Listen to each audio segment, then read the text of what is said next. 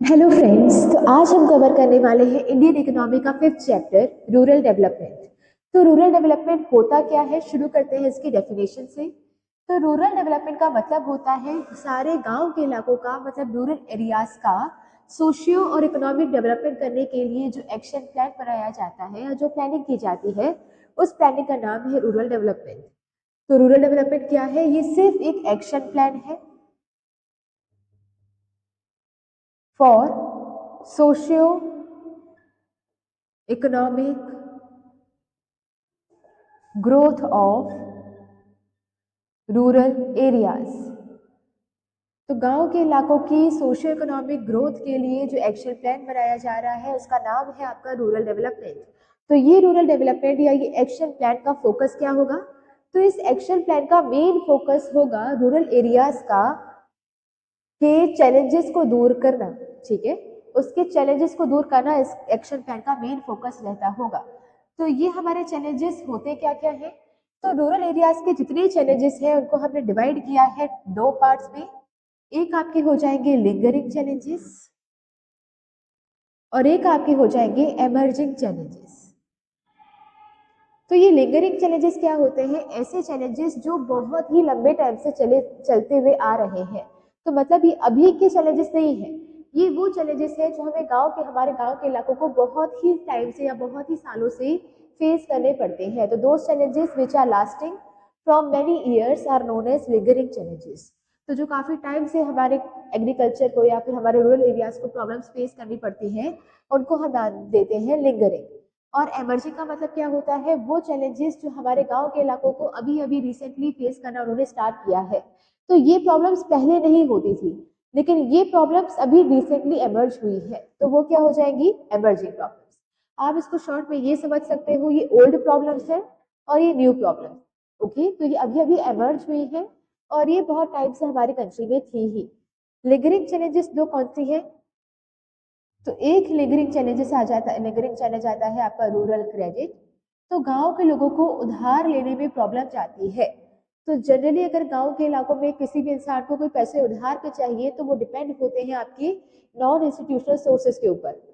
जैसे वहां के जमींदार हो गए, महाजन हो गए, तो इन लोगों से वो पैसा उधार लेते हैं और उनके बदले में वो उनको एक्सप्लॉइट करते हैं। तो ये एक प्रॉब्लम है जो अभी रिसेंट की नहीं है, ये बहुत सदियों से चलती हुई आ रही है।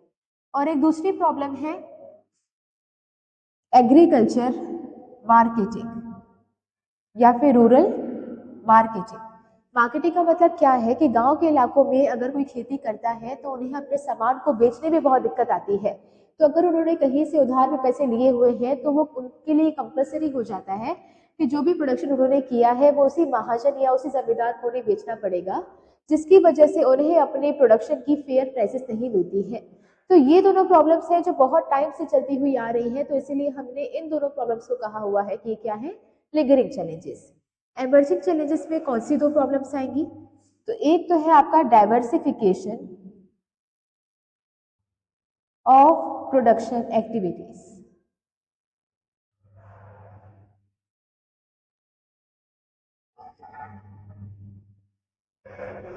तो अभी भी हमारे गांव के इलाकों में ज्यादातर जो पॉपुलेशन है वो एग्रीकल्चर पे डिपेंडेंट है, लेकिन हमें पता है कि अब वो एग्रीकल्चर उतना ज्यादा जीडीपी में कंट्रीब्यूट नहीं कर पा रही है जितना पहले किया करती थी। तो अभी अगर हमारा total annual growth rate 7 to 8% है, मतलब तीनों सेक्टर मिलाकर अगर हमारी जीडीपी को 7 से 8% पे इंक्रीज कर पा रहे हैं, तो उसमें भी एग्रीकल्चर का जो रोल है वो बहुत कम रह गया है। तो एग्रीकल्चर का ग्रोथ कितना हो रहा है? सिर्फ 2%। जबकि हमारी कंट्री में ओवरऑल जो ग्रोथ है वो 7 से 8% चल रही है, लेकिन इसमें से अगर हम एग्रीकल्चर को कंपेयर करें तो एग्रीकल्चर कितना ग्रो कर रहा है? सिर्फ 2%। तो इसकी वजह से अब जो एग्रीकल्चर है वो ज्यादा लोगों को एम्प्लॉयमेंट जनरेट करके नहीं दे सकता है। तो हमें क्या चाहिए? गांव के इलाकों में वो सारे लोग जो एग्रीकल्चर में हैं उनको अब एग्रीकल्चर से निकल कर किसी दूसरी जॉब पे जाना पड़ेगा। तो हमें चाहिए कि प्रोडक्शन एक्टिविटीज का डाइवर्सिफिकेशन हो। तो गांव के इलाकों में अभी तक सिर्फ एग्रीकल्चर डोमिनेट कर रहा है, पर हमें चाहिए कि एग्रीकल्चर के अलावा भी वहां पर कुछ अपॉर्चुनिटीज हो। तो ये अब है हमारी एमर्जिंग चैलेंजेस। पहले ये प्रॉब्लम नहीं थी, पहले तो एग्रीकल्चर कंट्रीब्यूट करता था तो एम्प्लॉयमेंट भी जनरेट होती थी, पर अब इसका कंट्रीब्यूशन कम हो रहा है क्योंकि इंडस्ट्रीज और टर्शरी सेक्टर ज्यादा इंप्रूव हो रहे हैं। तो उसकी वजह से हमें इसकी जॉब्स जो जनरेटिंग पावर है वो कम हो गई है। तो अब हमें क्या चाहिए कि प्रोडक्शन एक्टिविटीज का डाइवर्सिफिकेशन हो, मतलब और भी कुछ जॉब्स अवेलेबल हो जहां पर लोग एम्प्लॉयमेंट ले सके। और फिर एक इमर्जिंग चैलेंज होता है आपका ऑर्गेनिक फार्मिंग।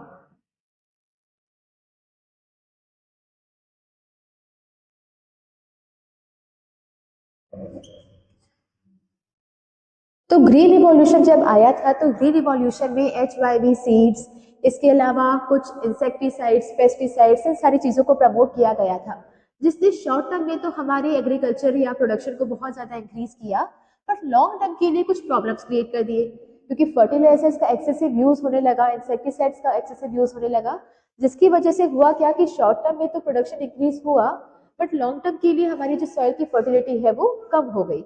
ठीक है, तो अभी हमें क्या चाहिए कि हमें ऑर्गेनिक फार्मिंग की तरफ शिफ्ट करना है।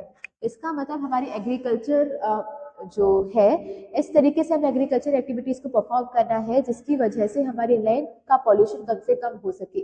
तो जो भी हम फार्मिंग में इक्विपमेंट यूज कर रहे हैं या फार्मिंग में जो भी इनपुट्स यूज कर रहे हैं वो सब ऑर्गेनिक नेचर में होने चाहिए। तो हमें कोई केमिकल्स यूज नहीं करने, कोई आर्टिफिशियल इंसेक्टिसाइड्स वगैरह यूज नहीं करने जिससे हमारी सॉइल की फर्टिलिटी खराब हो जाए। तो ऐसी फार्मिंग को हम कहते हैं ऑर्गेनिक फार्मिंग। तो ऑर्गेनिक फार्मिंग एक एमर्जिंग चैलेंज है, कैसे हम उसमें स्विच करें, डाइवर्सिफाई करना थोड़ा सा एमर्जिंग चैलेंज है, लेकिन ये दोनों हमेशा से रहे हैं, बहुत लंबे टाइम से हमारे रूरल एरियाज को फेस करने पड़े हैं। तो ये क्या हो जाएंगे, लिंगरिंग चैलेंजेस। अब अब इन लिंगरिंग और एमर्जिंग चैलेंजेस के अलावा भी हमारी कंट्री को कुछ और भी चैलेंजेस फेस करने पड़ते हैं, जैसे एक आपका हो जाएगा ट्रांसपोर्टेशन फैसिलिटीज। ट्रांसपोर्ट का मतलब क्या है, लिंकिंग फैसिलिटीज नहीं है हमारे रूरल एरियाज और अर्बन एरियाज के बीच में। तो इंडिया में जितने भी रूरल एरियाज हैं उसमें एक मेजर प्रॉब्लम ये है कि वहाँ पे ट्रांसपोर्टेशन फैसिलिटीज नहीं है। तो वहाँ के रोड बहुत कच्चे हैं जिसकी वजह से कनेक्टिविटी प्रॉब्लम आती है रूरल और अर्बन एरियाज के बीच में। तो एक प्रॉब्लम आपका हो जाएगा ट्रांसपोर्टेशन। दूसरा आपका प्रॉब्लम हो जाएगा इरिगेशन। तो अभी भी हमारे यहाँ पर जितने भी कल्टीवेबल लैंड है उसमें से सिर्फ 45% एरियाज में ही इरिगेशन फैसिलिटीज अवेलेबल है, बाकी के 55% एरियाज आज भी रेनफॉल के ऊपर डिपेंडेंट है। तो अगर मानसून अच्छा होता है, बारिश अच्छी होती है तो प्रोडक्शन अच्छा होता है, तो अगर मानसून अच्छा से नहीं हुआ, अगर रेनफॉल कम हुई तो आपका प्रोडक्शन कम हो जाता है। तो सिर्फ 45% एरियाज ही ऐसे हैं जहाँ पे परमानेंट मीन्स ऑफ इरिगेशन है, बाकी एरियाज में अभी भी पानी की प्रॉब्लम जाती है। इसके अलावा एनर्जी एंड पावर और एग्रीकल्चर रिसर्च। तो एनर्जी एंड पावर मतलब आज भी अगर आप गांव के इलाकों में जाएंगे तो वहां पे बिजली आपको बहुत कम मिलेगी। गांव के इलाकों को तो छोड़िए, अगर आप थोड़े से अर्बन एरियाज में भी देखेंगे तो वहां पर भी बिजली इलेक्ट्रिसिटी आती जाती रहती है।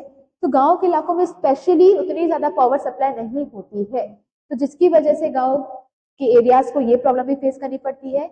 और अभी भी हमारे यहाँ पर एग्रीकल्चर रिसर्च बहुत कम है। इसका मतलब बाकी सारी एरियाज में तो बहुत डेवलपमेंट हो रहा है, पर हमें एग्रीकल्चर के एरियाज में रिसर्च या कुछ साइंटिफिक इन्वेंशन ये सब हमें बहुत कम मिलता है, जिसकी वजह से आज भी हमारा जो एग्रीकल्चर है वो थोड़ा सा बैकवर्ड है। तो जो प्रोसीजर वहाँ पे फॉलो की जाती है या जैसे वहाँ पर एग्रीकल्चर किया जाता है वो आज भी वैसा ही है जैसे कई साल पहले किया जाता था। तो इसमें कोई नया इन्वेंशन नहीं है या फिर कोई नई तरह का प्रोसीजर अभी तक हमने डेवलप नहीं किया है। तो एग्रीकल्चर रिसर्च ही हमारे यहाँ पर थोड़ी सी कमी है। तो ये जो है वो और भी कुछ चैलेंजेस हैं जो लिंगरिंग और एमर्जिंग चैलेंजेस को हटाकर अगर हम देखें तो कुछ अदर चैलेंजेस हैं। लेकिन इस पूरे चैप्टर में हम इन चैलेंजेस को डिस्कस नहीं करेंगे, सिर्फ यही चैलेंजेस को हम डिस्कस करेंगे। तो उनका आप सिर्फ एक बार नाम देख सकते हैं, इसके अलावा डिस्कशन इस पे नहीं होगा। तो उसे भी आप याद कर सकते हैं इन्हीं चैलेंजेस से। जैसे अगर हमें एग्रीकल्चर मार्केटिंग करनी है तो मार्केटिंग करने के लिए कनेक्टिविटी तो चाहिए, ट्रांसपोर्ट चाहिए।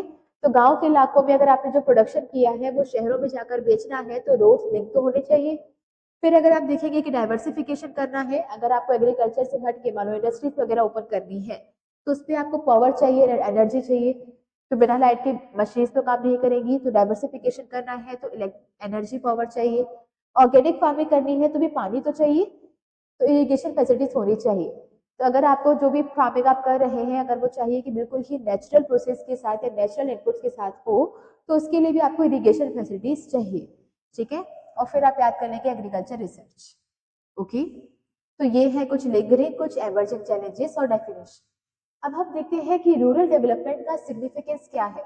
इतना हम जो रूरल डेवलपमेंट पढ़ रहे हैं, अलग से आपके सिलेबस में ये डाल दिया है, तो आपके लिए क्यों इतना जरूरी है गांव के इलाकों को डेवलप करना। तो सबसे पहला है क्योंकि बल्क ऑफ पॉपुलेशन हमारे इंडिया की रूरल एरियाज में ही रिसाइड करती है।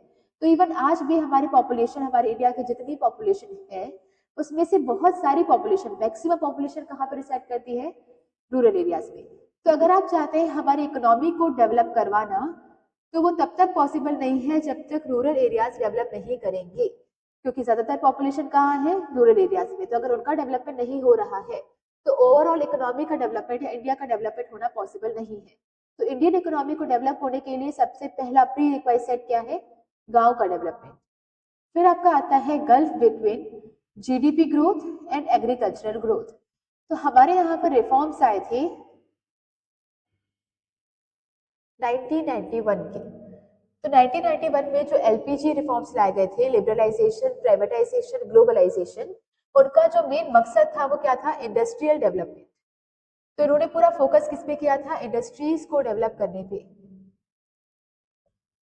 और उन्होंने एग्रीकल्चर पे इन्वेस्टमेंट या एग्रीकल्चर के डेवलपमेंट को पूरी तरह से इग्नोर कर दिया था।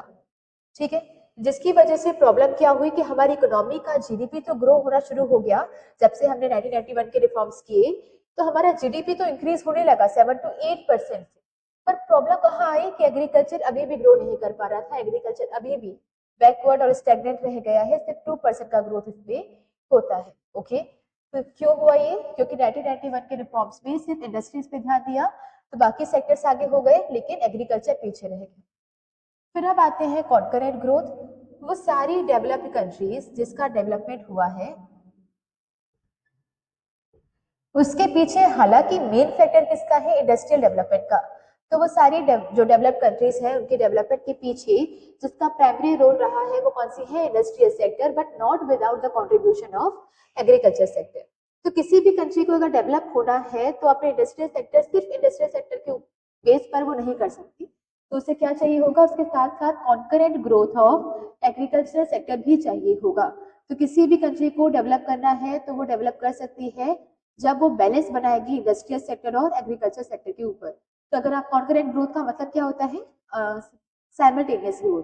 तो इंडस्ट्रियल सेक्टर या टर्शियरी सेक्टर के साथ साथ आपको इसे भी साथ में लेके चलना पड़ेगा, तभी आपकी कंट्री का ओवरऑल डेवलपमेंट हो पाएगा। फिर आपका आता है स्ट्रक्चरल इम्बैलेंस, जो यही दिखाता है कि बाकी सारी कंट्रीज या बाकी सारे सेक्टर्स जो है वो 7 to 8% से ग्रो कर रहे हैं, जबकि एग्रीकल्चर 2% से ग्रो कर रहा है। तो ये क्या दिखा रहा है कि हमारे यहाँ पर अलग अलग जो सेक्टर्स हैं उनमें स्ट्रक्चरल इम्बैलेंस है। तो कोई आगे है, कोई बहुत ही पीछे है। तो इस इम्बैलेंस को ठीक करने के लिए या इस गैप को फुलफिल करने के लिए भी रूरल डेवलपमेंट जरूरी है। और फिर आपका आता है गांव और शहरों के बीच में डिवाइड। तो हमारे रूरल एरियाज अभी उतने डेवलप नहीं कर पाए हैं जितने कि अर्बन एरियाज से डेवलप कर लिया है। तो अर्बन पॉपुलेशन जो है वो हमारी ज्यादा प्रॉस्पेरस हो रही है, या वहां पे प्रॉस्पेरिटी आपको ज्यादा देखने के लिए मिलेगी, और गांव के इलाकों में अभी भी अंडर डेवलपमेंट देखने के लिए मिलेगा। जिसकी वजह से क्या होता है, ज्यादातर आपको देखने के लिए मिलेगा कि फार्मर्स एजिटेशन भी होते हैं। तो फार्मर्स के बीच में प्रोटेस्ट होते हैं, लड़ाइयाँ होती हैं, या वो अपना डिससेटिस्फेक्शन दिखाते हैं। उसका रीजन भी क्या है, क्योंकि गांव में, शहरों में जो फैसिलिटीज मिल रही है वो अभी तक गांव में नहीं आई है, तो ये गांव के इलाके बहुत पीछे रह गए हैं। तो इस एजिटेशन को या इस प्रोटेस्ट को शांत करने के लिए भी, और इनके बीच का जो डिवाइड है, गैप है, उसे फुलफिल करने के लिए भी, फिल करने के लिए भी आपको रूरल डेवलपमेंट चाहिए होती है। ओके, तो हमने देखा कि रूरल डेवलपमेंट क्या है, एक action plan of for socio economic growth of rural areas. Focus इसका रहेगा कुछ चैलेंजेस पे, जिसमें से 2 लिंगरिंग चैलेंजेस हैं, 2 एमर्जिंग चैलेंजेस हैं। लिंगरिंग ओल्ड टाइम से चलते हुए आ रहे हैं, एमर्जिंग अभी रिसेंटली डेवलप हुए हैं। लिंगरिंग के अंदर rural credit, agriculture marketing, emerging में डाइवर्सिफिकेशन और ऑर्गेनिक फार्मिंग। बाकी सबके सिर्फ नाम याद करने हैं, डिस्कशन उन पे नहीं होगा। तो आगे आने वाले अभी जो चैप्टर बचा है हमारा, उसमें हम सिर्फ क्या करेंगे, लिंगरिंग चैलेंजेस में हर एक इंडिविजुअल और एमर्जिंग चैलेंजेस में जो 2 हैं इन सबको डिस्कस करेंगे। इस पूरे चैप्टर में आपको बस इतना ही करना है। ठीक है, चलिए। तो नेक्स्ट हम डिस्कस करते हैं कि लिंगरिंग चैलेंजेस में सबसे पहला था रूरल क्रेडिट। अब रूरल क्रेडिट का मतलब क्या होता है कि गांव के इलाकों में जो भी उधार पे पैसे दिए जाते हैं या फिर लोन लिया जाता है, उन सबको हम कहते हैं रूरल क्रेडिट। तो रूरल क्रेडिट या एग्रीकल्चर क्रेडिट दोनों एक ही कॉन्सेप्ट है, और इसका मतलब क्या होता है, क्रेडिट फॉर द फार्मिंग। तो फार्मिंग के लिए या खेती के लिए जो भी क्रेडिट लिया जाता है, that comes under rural credit. Okay, अब इसके रीजंस क्या है, हमारे फार्मर्स को इस क्रेडिट की नीड क्यों पड़ती है? क्योंकि सबसे पहला रीजन है इसका सब्सिस्टेंस फार्मिंग। आज भी हमारे देश में जो रूरल एरियाज है वहां पे ज्यादातर फार्मर्स सब्सिस्टेंस फार्मिंग कर रहे होते हैं।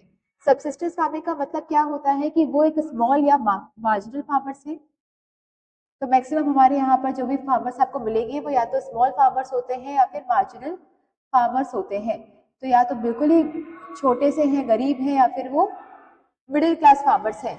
तो ये जो फार्मर्स है, ये जो प्रोडक्शन करते हैं वो सिर्फ सब्सिस्टेंस के लिए होता है, या सिर्फ उतना ही प्रोडक्शन करते हैं जितना कि सेल्फ कंजप्शन के लिए रिक्वायर्ड होता है। इनके पास कोई भी एक्स्ट्रा या सरप्लस प्रोडक्शन नहीं बचता है जिसे वो मार्केट में बेचकर कुछ पैसे या कुछ प्रॉफिट अर्न कर सके। तो जिसकी वजह से क्या होता है कि इनके पास जो प्रोडक्शन हुआ है वो सिर्फ सेल्फ कंजप्शन में खत्म हो जाता है, सरप्लस कुछ प्रोडक्शन नहीं बचता जिसे मार्केट में बेचकर पैसा कमा सके। तो इसकी वजह से इन्हें वो पैसा कहाँ से लाना पड़ता है, क्रेडिट से लाना पड़ता है।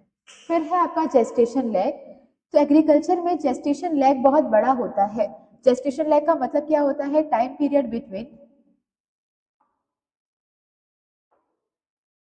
Sowing and harvesting. तो क्रॉप्स को उगाने से लेकर क्रॉप्स को हार्वेस्ट करने तक के बीच का जो टाइम पीरियड होता है उसे हम कहते हैं जेस्टेशन पीरियड। तो एग्रीकल्चर में ये जेस्टेशन पीरियड बहुत लंबा होता है। तो अगर आज क्रॉप्स उगाए जाए तो उसे हार्वेस्ट होने में 5 से 6 महीने लग जाते हैं, जिसकी वजह से उन्हें जब इन बिटवीन अगर पैसों की जरूरत है तो उसके बीच में उनको पैसे नहीं मिल पाते हैं। जैसे हमारे यहाँ पर अगर हम कोई जॉब कर रहे हैं तो हमारी हर महीने सैलरी आ रही है, तो उसकी वजह से हम घर खर्च चला पाते हैं। पर गांव में एग्रीकल्चर में ये पॉसिबल नहीं है। एग्रीकल्चर में उनको हर महीने इनकम नहीं मिल रही है, तो उनको इनकम के लिए वेट करना पड़ेगा 6 महीने का। जब वो क्रॉप को हार्वेस्ट करेंगे उसके बाद फिर उसे बेचेंगे तब जाके पैसे आएंगे।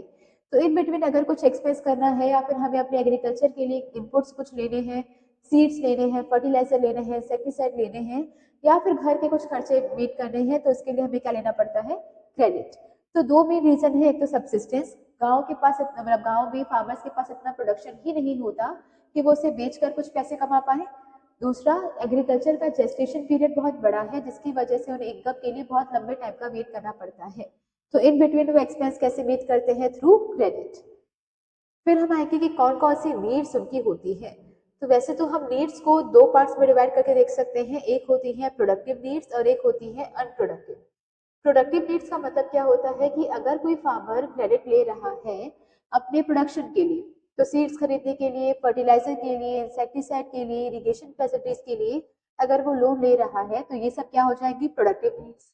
पर अगर वो ये क्रेडिट ले रहा है अगर अपने किसी घर खर्च के लिए, तो घर के इलेक्ट्रिसिटी बिल पे करने के लिए, बच्चों के स्कूल फीस पे करने के लिए, या फिर किसी कंजम्पशन एक्टिविटी के लिए, तो वो क्या हो जाएंगी, अनप्रोडक्टिव। ओके, तो क्रेडिट लिया जा रहा है प्रोडक्शन के लिए तो प्रोडक्टिव नीड्स, पर क्रेडिट लिया जा रहा है प्रोडक्शन के अलावा किसी दूसरे एक्सपेंस के लिए तो अनप्रोडक्टिव नीड्स। ओके, अब ये जो नीड्स होती हैं वो टाइम पीरियड के बेसिस पर 3 पार्ट्स में डिवाइड होती हैं, शॉर्ट टर्म, मीडियम टर्म और लॉन्ग टर्म।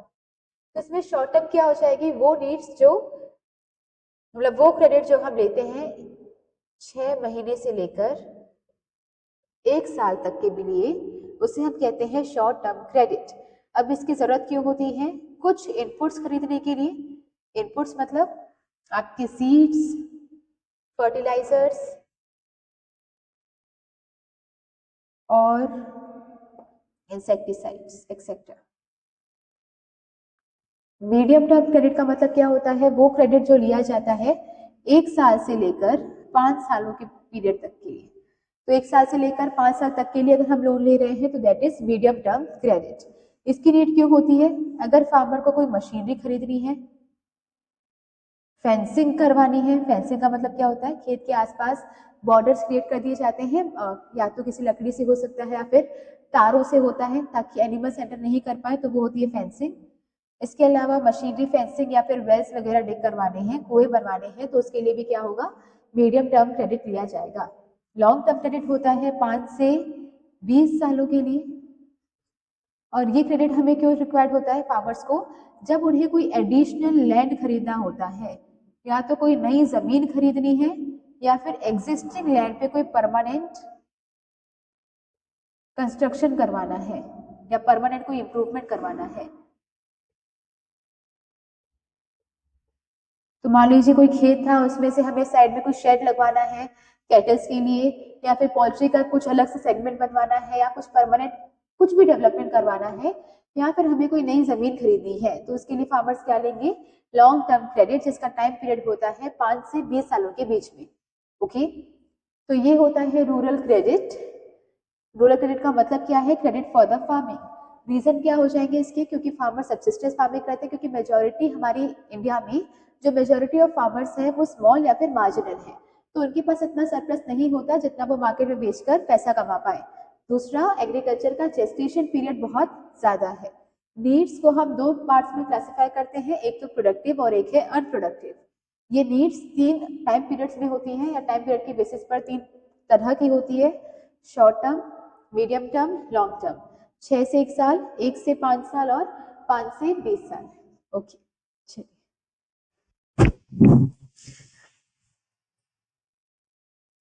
तो नेक्स्ट हम डिस्कस करेंगे कि क्रेडिट लेने के कौन कौन से इंपॉर्टेंट सोर्सेस होते हैं। तो फार्मर्स को अगर क्रेडिट लेना है तो उनके पास 2 इंपॉर्टेंट सोर्सेस हैं, एक है आपका इंस्टीट्यूशनल और दूसरा है नॉन इंस्टीट्यूशनल। इंस्टीट्यूशन का मतलब क्या होता है कि जब हमारे कंट्री की गवर्नमेंट स्पेशली कोई एजेंसी बनाती है या किसी एजेंसी को रिकॉग्नाइज करती है, तो इसका काम या मेन ऑब्जेक्टिव ये होता है कि वो उधार देगी। तो ये क्या होते हैं? Institutional sources. और जब उनके पास अथॉरिटी नहीं है कि वो क्रेडिट दे, पर फिर भी अगर आप उनसे पैसे लोन ले रहे हैं, तो ये क्या है? Non institutional sources. ओके, तो अगर आप किसी इंस्टीट्यूशन या किसी बॉडी से ले रहे हैं जिनके पास अथॉरिटी है क्रेडिट देने की, तो वो इंस्टीट्यूशनल है। जिनके पास अथॉरिटी नहीं है पर फिर भी आप उनसे पैसे मांग रहे हैं, तो वो क्या है? Non institutional. तो नॉन इंस्टीट्यूशनल में मेनली उनके पास 3 ऑप्शन होते थे। तो गांव में जो जमींदार हैं, जो लैंडलॉर्ड्स हैं, उनसे वो कभी पैसा मांग लेते थे, या जो विलेज ट्रेडर्स है, गांव में जो बड़े बड़े व्यापारी होते हैं, उनसे पैसे उधार लेते थे, या तो फिर मनी लैंडर्स। ठीक है, तो नॉन इंस्टीट्यूशनल में 3 मेन सोर्सेस हैं, या तो आपके जमींदार होंगे लैंडलॉर्ड्स, या तो आपके विलेज ट्रेडर्स होंगे, या तो आपके मनी लैंडर्स होंगे। ओके, जब हमारा फर्स्ट 5 ईयर प्लान आया था, इसका मतलब 1951 के टाइम पर जो नॉन इंस्टीट्यूशनल सोर्सेज थे वो बहुत ज़्यादा थे। तो 93% जो लोन लिए जाते थे वो नॉन इंस्टीट्यूशनल सोर्सेज से ही लिए जाते थे। इसका मतलब फर्स्ट 5 ईयर प्लान में इंस्टीट्यूशनल सोर्सेज से कितना लिया जाता होगा? सिर्फ 7%। पर 1981 के बाद कुछ रिफॉर्म्स लाए गए, तो आपके इस क्रेडिट सिस्टम में कुछ रिफॉर्म्स लाए गए, जिसके बाद आपका इंस्टीट्यूशनल जो है वो प्राइमरी सोर्स हो गया, और जो नॉन इंस्टीट्यूशनल है वो बहुत पीछे रह गया। तो अब जो फार्मर्स है, जब भी इनको क्रेडिट की नीड होती है, तो वो ज्यादातर किस पे रिलाई करते हैं? इंस्टीट्यूशनल पर। और प्रेजेंटली ये कितना कॉन्ट्रीब्यूट कर रहा है? 66%। और वो कितना हो जाएगा? 34%। ओके, तो फर्स्ट 5 ईयर प्लान के टाइम पर वो 93, 7, प्रेजेंटली 34, 66। ओके, चलिए, तो फिर हम देखते हैं कि इंस्टीट्यूशनल सोर्सेज कौन कौन से हैं। तो इंस्टीट्यूशन मतलब वो पर्सन या वो कोई बॉडी जिसके पास अथॉरिटी है लोन देने के लिए, तो लोन देने की। तो सबसे पहला क्या है? गवर्नमेंट। तो खुद अगर गवर्नमेंट किसी को लोन दे रही है तो वो इंस्टीट्यूशनल के अंदर आएगा। इसके अलावा है कोऑपरेटिव, और कोऑपरेटिव प्रेजेंटली कितना कंट्रीब्यूट कर रही है? लगभग 15%, है ना। 16 to 17 है, पर आप अप्रोक्सीमेट कितना लिखेंगे? 15% ऑफ द टोटल क्रेडिट। तो आज फार्मर्स जितना भी इंस्टीट्यूशनल लोन लेते हैं, इंस्टीट्यूशनल क्रेडिट लेते हैं, उसमें कोऑपरेटिव कितना कंट्रीब्यूट करता है? 15%। इसके अलावा है रीजनल रूरल बैंक्स। इसको स्पेशली इसलिए बनाया गया है ताकि जो आपके रूरल एरियाज हैं वहां पर फार्मर्स की नीड्स को फुलफिल किया जा सके ऑन प्रायोरिटी बेसिस। ठीक है, इसके बाद है आपके कमर्शियल बैंक्स। कमर्शियल बैंक्स कितना कंट्रीब्यूट करते हैं? 75%। तो अगर आप देखिए कि 75% तो सिर्फ कमर्शियल बैंक्स ही कर रहे हैं, 15% कोऑपरेटिव कर रहे हैं, तो टोटल इंस्टीट्यूशनल का 90% तो सिर्फ कोऑपरेटिव और कमर्शियल बैंक्स ही कंट्रीब्यूट करते हैं, और बाकी फिर ये सारे करते हैं। ओके, इसके बाद ये नाबार्ड जैसे आपके सारे बैंक्स के ऊपर एक एजेंसी है, एपेक्स बॉडी है जिसे हम कहते हैं आरबीआई। तो वैसे ही वो सारे बैंक्स जो रूरल क्रेडिट देते हैं उनके ऊपर एक बॉडी है जिसे हम कहते हैं नाबार्ड। ठीक है, तो नेशनल एग्रीकल्चर बैंक फॉर नहीं, national bank for agriculture and rural development. तो एग्रीकल्चर और रूरल डेवलपमेंट के लिए जो नेशनल बैंक है उसका नाम है नाबार्ड। चलिए, ये कुछ कॉन्सेप्ट है आपके जिसमें हम देखेंगे कि नेशनलाइजेशन ऑफ बैंक कब हुआ था, 1969। और इसके बाद हमारे क्रेडिट सिस्टम में बहुत सारे रिफॉर्म्स आए थे, क्योंकि इसके पहले ज़्यादातर जो लोग थे या इनफैक्ट मेजॉरिटी या 90% लोग कहाँ से लोन लेते थे, नॉन इंस्टीट्यूशनल से।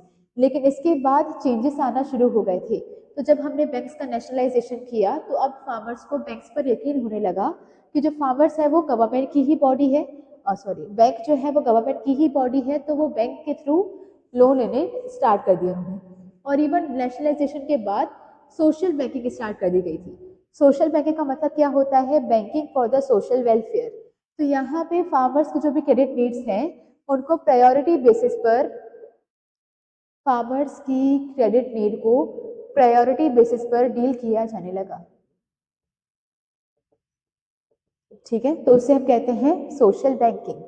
फिर है ग्रीन रिवॉल्यूशन को कहा जाता है कि ये harbinger of change in rural development है, तो या रूरल क्रेडिट है। तो रूरल क्रेडिट में जो चेंजेस लाया वो ग्रीन रिवॉल्यूशन भी है। कैसे?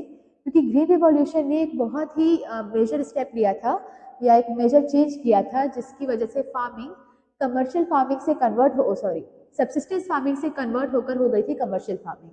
तो ग्रीन रिवॉल्यूशन की वजह से हमारी फार्मिंग में चेंज आया था। तो जो फार्मिंग है वो सब्सिस्टेंस फार्मिंग से शिफ्ट होकर अब कमर्शियल फार्मिंग की तरफ चली गई थी। तो इससे हुआ क्या था, हमने देखा था सब्सिस्टेंस फार्मिंग एक बहुत बड़ा रीजन है जिसकी वजह से रूरल क्रेडिट लिया जाता है। तो ग्रीन रिवॉल्यूशन के बाद ये जो क्रेडिट है वो तो बहुत ज्यादा लेने लग ही गए थे, पर उसका मेन रीजन ये नहीं था। ठीक है, तो अब दूसरे रीजन की वजह से डेवलपमेंट के लिए, एडिशनल जमीन खरीदने के लिए, कुछ परमानेंट चेंजेस करवाने के लिए, इरिगेशन फैसिलिटीज लगवाने के लिए, इन सब के लिए लोन लिया जाने लगा था।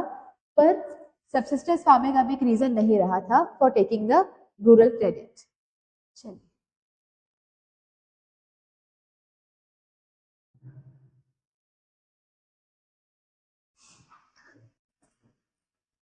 तो ये हमारे कुछ इंस्टीट्यूशनल सोर्सेस हैं जिसे हम एक एक करके देखेंगे।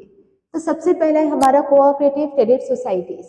इसकी खास बात ये है कि ये फार्मर्स को रीजनेबल रेट ऑफ इंटरेस्ट पे लोन प्रोवाइड करता है। तो मार्केट में जो रेट ऑफ इंटरेस्ट चल रहा होता है वो बहुत हाई होता है। तो क्रेडिट सोसाइटीज जो होती हैं वो प्रॉफिट मेकिंग के लिए नहीं होती हैं, वो सोशल वेलफेयर के लिए बनाई जाती हैं। जिसकी वजह से ये क्या करती हैं, ये फार्मर्स को लोन प्रोवाइड करती हैं चीपेस्ट रेट ऑफ इंटरेस्ट पे। साथ ही में ये पूरा जो हमारा इंस्टीट्यूशनल क्रेडिट चल रहा है इसका 16 से 17% क्रेडिट सिर्फ कोऑपरेटिव क्रेडिट सोसाइटीज देती है। तो सारे इंस्टीट्यूशन मिलाकर अगर जो क्रेडिट दे रहे हैं अगर वो 100% है तो इसमें से 16 से 17% कॉन्ट्रीब्यूशन सिर्फ कोऑपरेटिव्स का होता है। इसके बाद है ये टाइमली और रैपिड फ्लो करती हैं। इसका मतलब फार्मर्स को जब भी लोन चाहिए होता है कोऑपरेटिव उन्हें वो लोन रेडिली अवेलेबल करवाती है, तो उन्हें ज़्यादा वेट नहीं करना पड़ता, तो तुरंत इनको वो लोन मिल जाता है। ये गांव के इलाकों में जो मनी लैंडर्स हैं जो फार्मर्स को एक्सप्लॉइट करते हैं और डेट ट्रैप में फंसा देते हैं उसे एलिमिनेट करती है। ठीक है, डेट ट्रैप होता क्या है, डेट ट्रैप का मतलब होता है कि जब आप एक लोन लेते हैं और फिर उस पर जो इंटरेस्ट लगता है वो इतना ज़्यादा होता है कि आपको उसको रीपे करने के लिए दोबारा से लोन लेना पड़ेगा। ठीक है, फिर आपने लोन लिया, उसे रीपे करने के लिए आप अगेन एक लोन लेंगे। तो जब आप लोन लेते हैं पुराने वाले लोन को रीपे करने के लिए तो इसकी वजह से क्या होता है कि आप इस ट्रैप से कभी बाहर निकल ही नहीं पाते हैं, तो इसको हम बोलते हैं डेट ट्रैप। फिर है आपका ऑल रीजन्स। ये जो क्रेडिट सोसाइटीज या कोऑपरेटिव सोसाइटीज होती है ये इंश्योर करती है कि हर पिछड़े से पिछड़े इलाके, हर बैकवर्ड रीजन में, इवन हर पूरी कंट्री के जहां पर भी फार्मर्स है वहां पे हर एक रीजन पे क्रेडिट फैसिलिटीज प्रोवाइड की जा सके। ओके, फिर है आपकी एसबीआई और अदर कमर्शियल बैंक्स। तो 1955 में गवर्नमेंट ने एसबीआई को बनाया था और एसबीआई बनी तो थी 1955 में, फिर नेशनलाइजेशन हुआ था 1969। तो 1955 में एसबीआई को बनाया गया। गवर्नमेंट को ये रियलाइज हुआ कि इतनी सारी क्रेडिट नीड्स को सिर्फ कोऑपरेटिव फुलफिल नहीं कर सकती है, तो हमें कोई ऐसा इंस्टीट्यूशन बनाना पड़ेगा जो पर्टिकुलरली जो गांव के इलाके हैं उनको रूरल फैसिलिटीज प्रोवाइड कर सके, ठीक है, क्रेडिट फैसिलिटीज प्रोवाइड कर सके।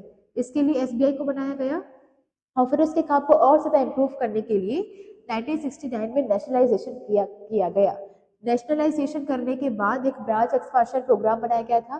ब्रांच एक्सपांशन प्रोग्राम का मतलब क्या होता है कि हर एक इलाके में कमर्शियल बैंक की एक ब्रांच होनी चाहिए ताकि हर एक फार्मर को जहां पर भी अगर जरूरत पड़ रही है लोन की तो वहां पर उसे लोन प्रोवाइड किया जा सके। तो 1955 में एसबीआई को बनाया गया, 1969 में उसे नेशनलाइज किया गया। सिर्फ उससे ही नहीं, इसके अलावा और भी कई सारी बैंक को नेशनलाइज किया गया। उसके बाद ब्रांच एक्सपांशन प्रोग्राम में हर एक जगह पर ब्रांचेस ओपन की गई ताकि हर एक फार्मर्स की नीड्स को फुलफिल किया जा सके। और इवन आज ये जो है वो 75% तक कंट्रीब्यूट करते हैं in the institutional credit system. फिर है आपके regional rural banks and land development bank. तो रीजनल रूरल बैंक और लैंड डेवलपमेंट बैंक दोनों का पर्पस क्या होता है कि ये गांव में भी स्पेशली उन इलाकों पर क्रेडिट फैसिलिटीज प्रोवाइड करते हैं जो बहुत ही रिमोट एरियाज हैं, मतलब बहुत ही पिछड़े हुए एरियाज हैं जहाँ पे कनेक्टिविटी बिल्कुल भी नहीं है। तो रिमोट एरियाज पे और बैकवर्ड डिस्ट्रिक्ट में ये लोन फैसिलिटी प्रोवाइड करते हैं। तो रीजनल रूरल बैंक्स और लैंड डेवलपमेंट बैंक्स दोनों ही काम करते हैं डिस्ट्रिक्ट लेवल पर। तो जैसे एसबीआई है ये नेशनल बैंक है, नेशनलाइज्ड लेवल पर काम करती है, वैसे ये जो है ये डिस्ट्रिक्ट लेवल पे काम करते हैं। चलिए नेक्स्ट है आपका नाबार्ड। नाबार्ड को बनाया गया था 1982 में। तो सारे बैंक्स के ऊपर उनका एक फादर बैंक है जिसे हम आरबीआई कहते हैं। तो वैसे वो सारे इंस्टीट्यूशन जो कि क्रेडिट फैसिलिटी प्रोवाइड करते हैं उनके ऊपर एक एपेक्स बॉडी है जिसे हम कहते हैं नाबार्ड। नाबार्ड का फुल फॉर्म इंपॉर्टेंट है, इसे हम कहते हैं national bank for agriculture and rural development. तो 1982 में से बनाया गया था। ये काम करता है एज एपेक्स इंस्टीट्यूशन। साथ ही में ये कुछ ऐसे मेजर्स भी सजेस्ट करता है या कुछ ऐसे अप्रोप्रिएट मेजर्स लेता है जिससे क्रेडिट डिलीवरी सिस्टम को और ज़्यादा इम्प्रूव किया जा सके। और ये क्रेडिट डिलीवरी सिस्टम को इम्प्रूव कैसे करेगा? जो आपके पर्सनल हैं, जो बैंक्स में काम कर रहे हैं, जो लोन देते हैं, उन पर्सनल की ट्रेनिंग करवा के, तो एम्प्लॉयज़ या फिर जो पर्सनल वहाँ पे काम कर रहे हैं उनकी ट्रेनिंग करवा कर उन्हें ये सिखाया जाएगा कि किस तरीके से लोगों को आप इन्फ्लुएंस कर सकते हो कि वो क्रेडिट आपसे ही लें, वो नॉन इंस्टीट्यूशनल सोर्सेज की तरफ नहीं जाए। और साथ ही में उन्हें लोन लेने में जो भी प्रॉब्लम्स आती हैं उसे कम से कम किया जा सके, उन्हें लोन की सारी टर्म्स एंड कंडीशन समझाई जा सके, इसे इंश्योर करेगी ये ट्रेनिंग। फिर है ये कोऑर्डिनेट करता है सारे rural financing activities of all the institution. तो जितने भी इंस्टीट्यूशनल सोर्सेस हैं हमारे पास, चाहे वो रीजनल रूरल बैंक्स हो, कमर्शियल बैंक्स हो, कोऑपरेटिव सोसाइटीज हो, तो इन सारे ही लोग क्या कर रहे हैं? रूरल क्रेडिट देने का काम कर रहे हैं। तो इनकी एक्टिविटीज के बीच में कोऑर्डिनेशन होना चाहिए और साथ ही में ये जो भी काम कर रहे हैं उसका लाइसेंस होना चाहिए विद द गवर्नमेंट। तो सेंट्रल गवर्नमेंट, स्टेट गवर्नमेंट या लोकल गवर्नमेंट, सबके साथ, लोकल गवर्नमेंट मतलब पंचायत और ये म्यूनिसिपल कॉर्पोरेशन, तो इनके साथ इनका लाइसेंस होना चाहिए। लाइसेंस का मतलब क्या होता है कि गवर्नमेंट अगर कोई रूल पास कर रही है तो ये सारे जो इंस्टीट्यूशंस हैं वो रूल्स को फॉलो करेंगे, ठीक है। इसके बाद है monitoring and evaluation of programmes funded by him, funded by it. तो ये नाबार्ड जो भी प्रोग्राम्स को फंड करता है तो सारे प्रोग्राम्स की मॉनिटरिंग करना, इवैल्यूएशन करना भी इसी का काम होता है। तो इसके मेन फंक्शंस क्या हो जाएंगे कि ये काम करता है एज एन एपेक्स बॉडी। ये क्रेडिट डिलीवरी सिस्टम को और भी इम्प्रूव करेगा। कैसे इम्प्रूव करेगा? पर्सनल्स और एम्प्लॉयज़ की ट्रेनिंग देकर। इसके अलावा ये इंश्योर करेगा कि सारे इंस्टीट्यूशन की जो वर्किंग है या क्रेडिट एक्टिविटीज़ हैं इनके बीच में कोऑर्डिनेशन हो सके और साथ ही में ये सब लाइसेंस हो सके विद द गवर्नमेंट। और फोर्थ हो जाएगा कि ये सारे प्रोग्राम्स जो ये फंड करता है उसकी मॉनिटर करने का काम कि ठीक से वो परफॉर्म हो रहा है कि नहीं, या जो डिजायर्ड रिजल्ट्स थे उस प्रोग्राम के वो डिजायर्ड रिजल्ट्स हमें मिले या नहीं, उसकी मॉनिटरिंग एंड इवैल्यूएशन ये करेगा। तो ये आपके कुछ इंस्टीट्यूशन हैं जो क्रेडिट देने के लिए बनाए गए थे। चलिए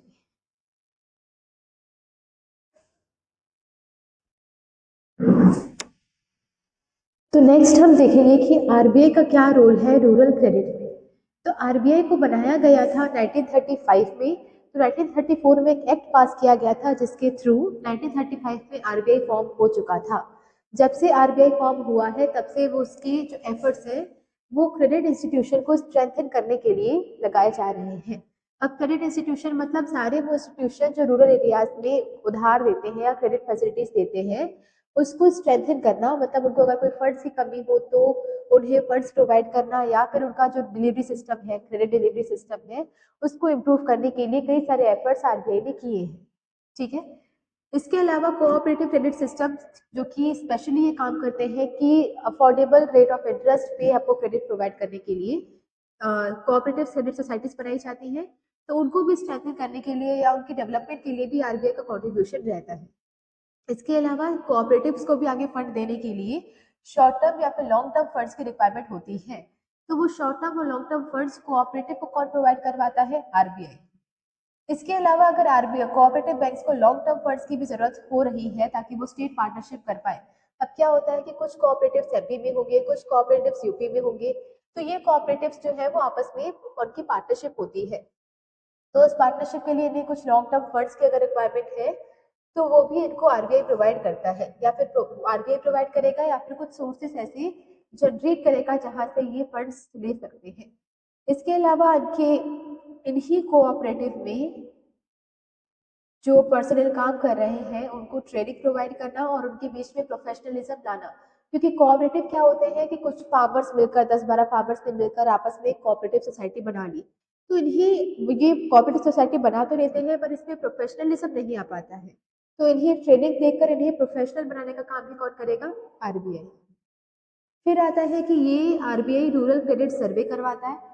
अब इस सर्वे में ये पता करवाएगा कि कितने हाउस होल्ड हैं जिनको क्रेडिट फैसिलिटीज प्रोवाइड की गई थी और ऐसे कितने हाउस होल्ड हैं जिनको नीड तो थी पर उनको टाइम पे लोन नहीं मिल पाया। तो इस सर्विस के थ्रू वो देखते हैं कि कहाँ पर नीड्स फुलफिल हो रही हैं, कहाँ पर नीड्स फुलफिल नहीं हो पा रही है और उनके क्या क्या रीजंस हैं। इसके बाद है जब बैंक ब्रांच एक्सपांशन प्रोग्राम लाया गया था, तो 1969 में नेशनलाइजेशन हुआ और उसके बाद फिर ब्रांच एक्सपांशन प्रोग्राम लाया गया, जिससे हर एक डिस्ट्रिक्ट की हर एक डिस्ट्रिक्ट में एक ब्रांच ओपन की गई बैंक की, जिससे हर एक एरिया में जो फार्मर को लोन की रिक्वायरमेंट है उस लोन को रिक्वायरमेंट को पूरा किया जा सके। तो ये ब्रांच ब्रांच एक्सपांशन प्रोग्राम में आरबीआई ने भी अपना कॉन्ट्रीब्यूशन दिया। इसके अलावा जो भी गाइडेंस की रिक्वायरमेंट होती है क्रेडिट फैसिलिटीज प्रोवाइड करने के लिए, वो पूरी गाइडेंस की रिक्वायरमेंट फुलफिल करता है आरबीआई। और इसके अलावा short term refinance. Short term refinance का मतलब क्या होता है कि वो इंस्टीट्यूशन जो फाइनेंस देते हैं और इंस्टीट्यूशन को भी तो कभी कभी फाइनेंस की जरूरत पड़ती होगी। तो मान लो कोई इंस्टीट्यूशन है, कमर्शियल बैंक है, ये क्रेडिट प्रोवाइड कर रहे हैं रूरल एरियाज में, तो कमर्शियल बैंक को भी तो कभी पैसों की जरूरत पड़ती होगी, तो कमर्शियल बैंक को फाइनेंस कौन करता है? आरबीआई। तो इसे हम कहते हैं शॉर्ट टर्म रीफाइनेंस। तो अगर शॉर्ट टर्म के लिए अगर कमर्शियल बैंक को पैसों की जरूरत पड़ रही है तो वो फुलफिल करेगा आरबीआई। फिर हम देखते हैं कि रूरल बैंकिंग के एडवांटेजेस क्या क्या होते हैं। तो इसके कुछ एडवांटेजेस हैं, जैसे 1969 में जब से नेशनलाइजेशन किया गया है तब से जो फार्मर्स हैं या फिर जो रूरल एरियाज के लोग हैं वो ज़्यादा डिपेंडेंट हो गए हैं इंस्टीट्यूशनल सोर्सेज के ऊपर। और स्पेशली इसके अंदर किया गया था सोशल बैंकिंग, जहाँ पे जब क्रेडिट दिया जाएगा तो प्रायोरिटी दी जाएगी फार्मर्स को या फिर रूरल एरियाज को इन द क्रेडिट। फिर है आपका नाबार्ड बनाया गया। तो नाबार्ड के भी बहुत सारे एफर्ट्स रहे हैं ताकि ये जो हमारे इंस्टीट्यूशनल क्रेडिट सिस्टम है इसे और भी ज़्यादा ऑर्गेनाइज किया जा सके। तो रूरल फाइनेंसिंग को ऑर्गेनाइज करने के लिए नाबार्ड बनाया गया था, जिसके बाद ये जो क्रेडिट फैसिलिटीज है वो और बेहतर हुई है। फिर है फार्मर्स पहले डेट ट्रैप में फंसे होते थे, जब वो लैंडलॉर्ड से मनी लेंडर से उधार लेते थे तो वो उनको इतना एक्सप्लॉइट करते थे कि उनको बार बार पिछले उधार को चुकाने के लिए नया उधार लेना पड़ता था। तो इसकी वजह से वो डेट ट्रैप में फंस जाते थे।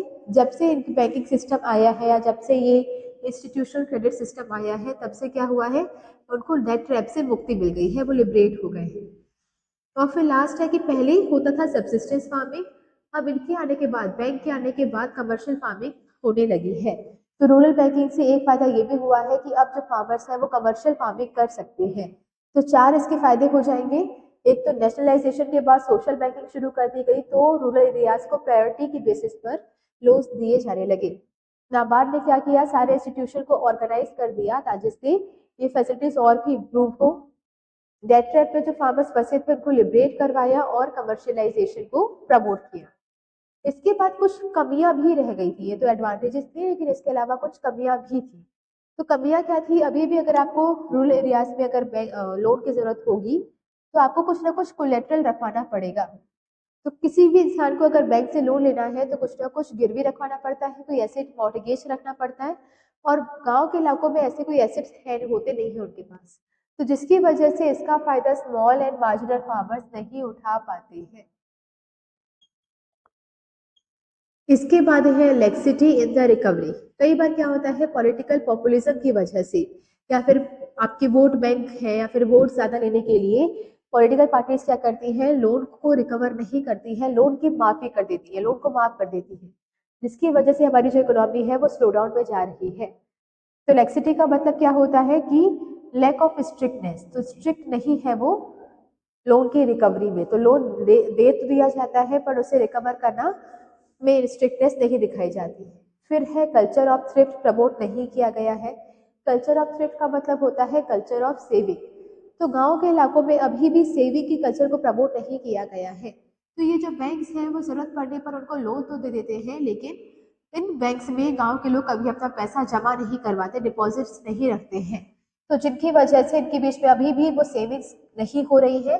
और अगर सेविंग्स नहीं होगी तो इनको बार बार जब भी जरूरत पड़ेगी तो पैसा उधार पे लेना पड़ेगा, तो फिर वो कर्जे में फंस जाएंगे। फिर है सुसाइडल डेथ्स। अभी भी इस डेथ्स की वजह से जब फार्मर्स अपने लोन को रीपे नहीं कर पाते हैं तो उनके बीच में सुसाइडल टेंडेंसीज देखी गई हैं। तो कई सारे फार्मर्स हैं जो सुसाइड कर लेते हैं, और स्पेशली ये महाराष्ट्र और आंध्र प्रदेश में ज्यादा हो रहा है। तो हमारा ये जो क्रेडिट फैसिलिटी है वो अभी भी ये डेथ को रोक नहीं पा रहा है, अभी भी हमारे यहाँ पे ये सुसाइडल डेथ्स काफी हाई है। तो ये कुछ एडवांटेजेस हैं और ये कुछ डिसएडवांटेजेस। चलिए,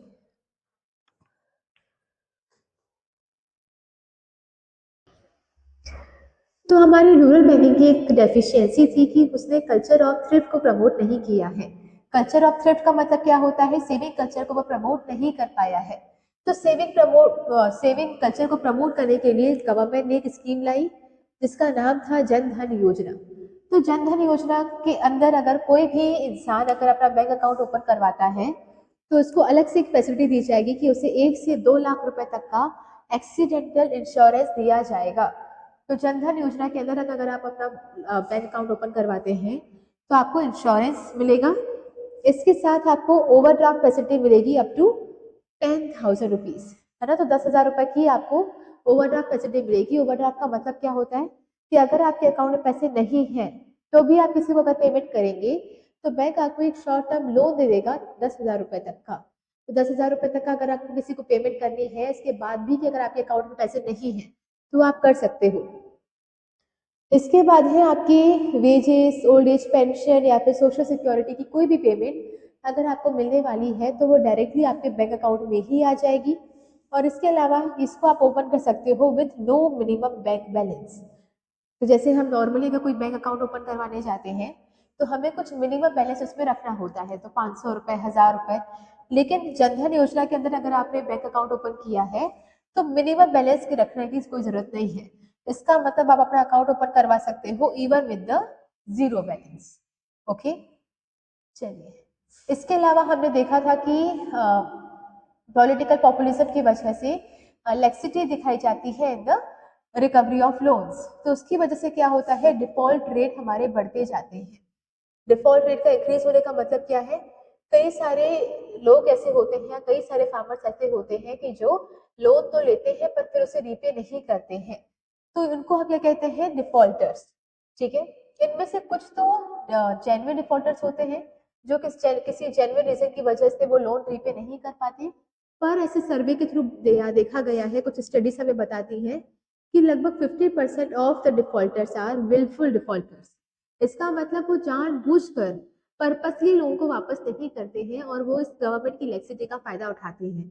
तो जो हमारी इकोनॉमी के लिए बहुत ही चैलेंजिंग बात है या फिर हमारे लिए वो बहुत बुरी बात, तो हमारे इकोनॉमी को इसकी वजह से बहुत सारे ड्रॉबैक्स देखने के लिए मिलते हैं। फिर हम देखेंगे कि किसान क्रेडिट कार्ड शुरू किया गया था। किसान क्रेडिट कार्ड क्यों शुरू किया गया था? ताकि फार्मर्स को जब भी शॉर्ट टर्म लोन की रिक्वायरमेंट हो, कुछ भी इनपुट्स खरीदने के लिए, चाहे वो सीड्स हो, फर्टिलाइजर्स हो, इंसेक्टिसाइड्स हो, तो वो इस क्रेडिट कार्ड के थ्रू वो पेमेंट कर सकते हैं। ठीक है, तो उनको जब चाहिए उसी टाइम पर इन्हें ये सपोर्ट मिलेगा, लेकिन ये सिर्फ शॉर्ट टर्म के लिए रहेगा। ओके, फिर हम देखते हैं माइक्रो क्रेडिट प्रोग्राम्स। तो माइक्रो क्रेडिट प्रोग्राम्स का मतलब होता है स्मॉल अमाउंट ऑफ लोन देना।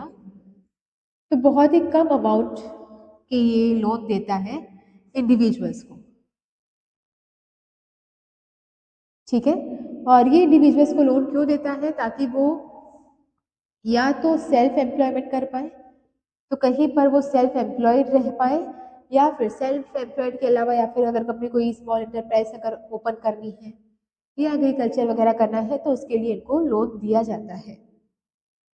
ओके, चलिए, तो ये वैसे बहुत सारी जो डेवलपिंग कंट्रीज हैं या अंडर डेवलप्ड कंट्रीज हैं, वहाँ पर ये माइक्रो क्रेडिट प्रोग्राम्स लाए गए थे ताकि वहाँ के इंडिविजुअल्स को या पुअर पीपल को कुछ लोन मिल सके ताकि वो अपना डेवलपमेंट कर सके। हमारे यहाँ पर भी ये लाया गया और हमारे यहाँ ये वर्क करता है in the form of self help groups. तो ये सेल्फ हेल्प ग्रुप क्या करता है? अपने मेंबर्स के बीच में एक कल्चर को प्रमोट करता है, सेविंग कल्चर। तो ये मान लो एक सेल्फ हेल्प ग्रुप बनेगा जहाँ पे उसके जितने मेंबर्स होंगे वो लोग हर महीने कुछ ना कुछ अमाउंट कंट्रीब्यूट करेंगे, सेविंग करेंगे, और फिर उस सेविंग को जब भी मेंबर्स में से किसी को भी लोन की जरूरत होगी उन पैसों को यूटिलाइज करके उसे लोन दिया जाएगा at a very cheap rate of interest. तो उससे बहुत कम रेट ऑफ इंटरेस्ट लिया जाता है। ओके, हमारे कंट्री में अभी प्रेजेंटली 50 लाख से ज्यादा विमेन सेल्फ हेल्प ग्रुप काम कर रहे हैं, जिसमें 6 करोड़ से ज्यादा विमेन मेंबर्स हैं। ओके, तो ये माइक्रो क्रेडिट प्रोग्राम्स एक ओवरऑल प्रोग्राम है जिसके अंदर हमारे कंट्री में सेल्फ हेल्प ग्रुप चलते हैं। ये सेविंग कल्चर को प्रमोट करते हैं, सारे मेंबर्स कुछ ना कुछ सेव करेंगे, फिर उनमें से किसी भी मेंबर को अगर क्रेडिट चाहिए होगा तो उन्हीं पैसों को यूटिलाइज करके उसे क्रेडिट प्रोवाइड किया जाएगा। इसके बदले में कोई भी कोलेटरल या सिक्योरिटी नहीं रख पाई जाएगी, और ये जो लोन प्रोवाइड किया जाएगा वो बहुत ही कम रेट ऑफ इंटरेस्ट पे किया जाएगा। चलिए,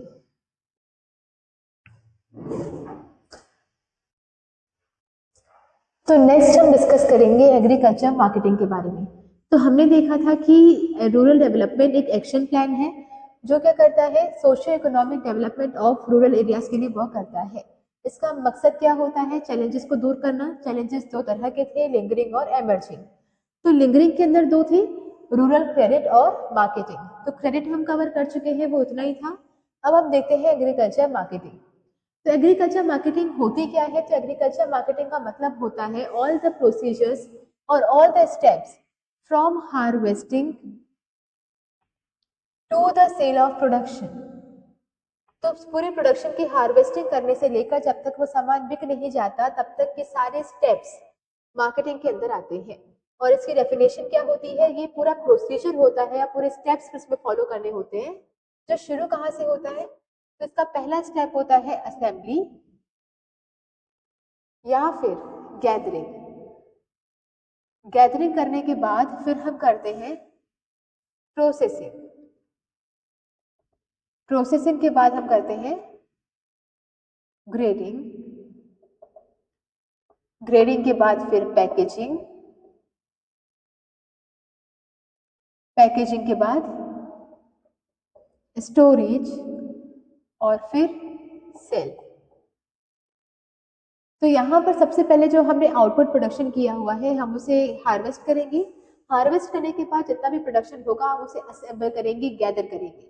गैदर करने के बाद फिर क्या करेंगे? उसकी प्रोसेसिंग, जिसमें थ्रेशिंग होगा, विनोइंग होगा, ताकि हम जो भी वेस्ट प्रोडक्ट है उसमें से वो निकाल सके और जो मेन हमारी ग्रेन्स है उसे अलग कर सके। तो ये क्या हो जाएगी? प्रोसेसिंग। ये सब करने के बाद फिर हम क्या करेंगे? ग्रेडिंग। ग्रेडिंग का मतलब क्या होता है कि जो भी हमारा प्रोडक्शन हुआ होगा उसमें कुछ प्रोडक्शन प्रीमियम क्वालिटी का होगा, कुछ थोड़ा सा मीडियम क्वालिटी का होगा और कुछ थोड़ा सा माल सड़ गया होगा। तो हम क्या करेंगे? उसकी ग्रेडिंग करेंगे। जो प्रीमियम क्वालिटी की है A grade, B grade, C grade, इस तरह से ग्रेडिंग करेंगे। फिर अलग अलग ग्रेडिंग करने के बाद उनकी पैकेजिंग करेंगे, और पैकेजिंग करने के बाद हम उसे स्टोर करके रखेंगे जब तक उसकी डिमांड नहीं अराइज होती है। एक बार जब डिमांड अराइज होगी तो हम उसे बेच देंगे। तो ये पूरी प्रोसेस को ही हम कहते हैं एग्रीकल्चर मार्केटिंग। तो agriculture marketing is a procedure of assembly, processing, grading, packaging, storage and sale of the agricultural product. Okay, तो ये आपके बोर्ड एग्जाम में इसकी सीक्वेंस आया हुआ है। तो इसकी सीक्वेंस को आप ध्यान से देखेंगे, पहले असेंबली है, फिर उसके बाद फिर प्रोसेसिंग है, प्रोसेसिंग के बाद फिर ग्रेडिंग है, ग्रेडिंग के बाद फिर पैकेजिंग है, पैकेजिंग के बाद स्टोरेज और फिर सेल। इसके बाद है कि इस एग्रीकल्चर मार्केटिंग में स्टेट के इंटरवेंशन की या गवर्नमेंट की इंटरफेरेंस की जरूरत क्यों पड़ती है?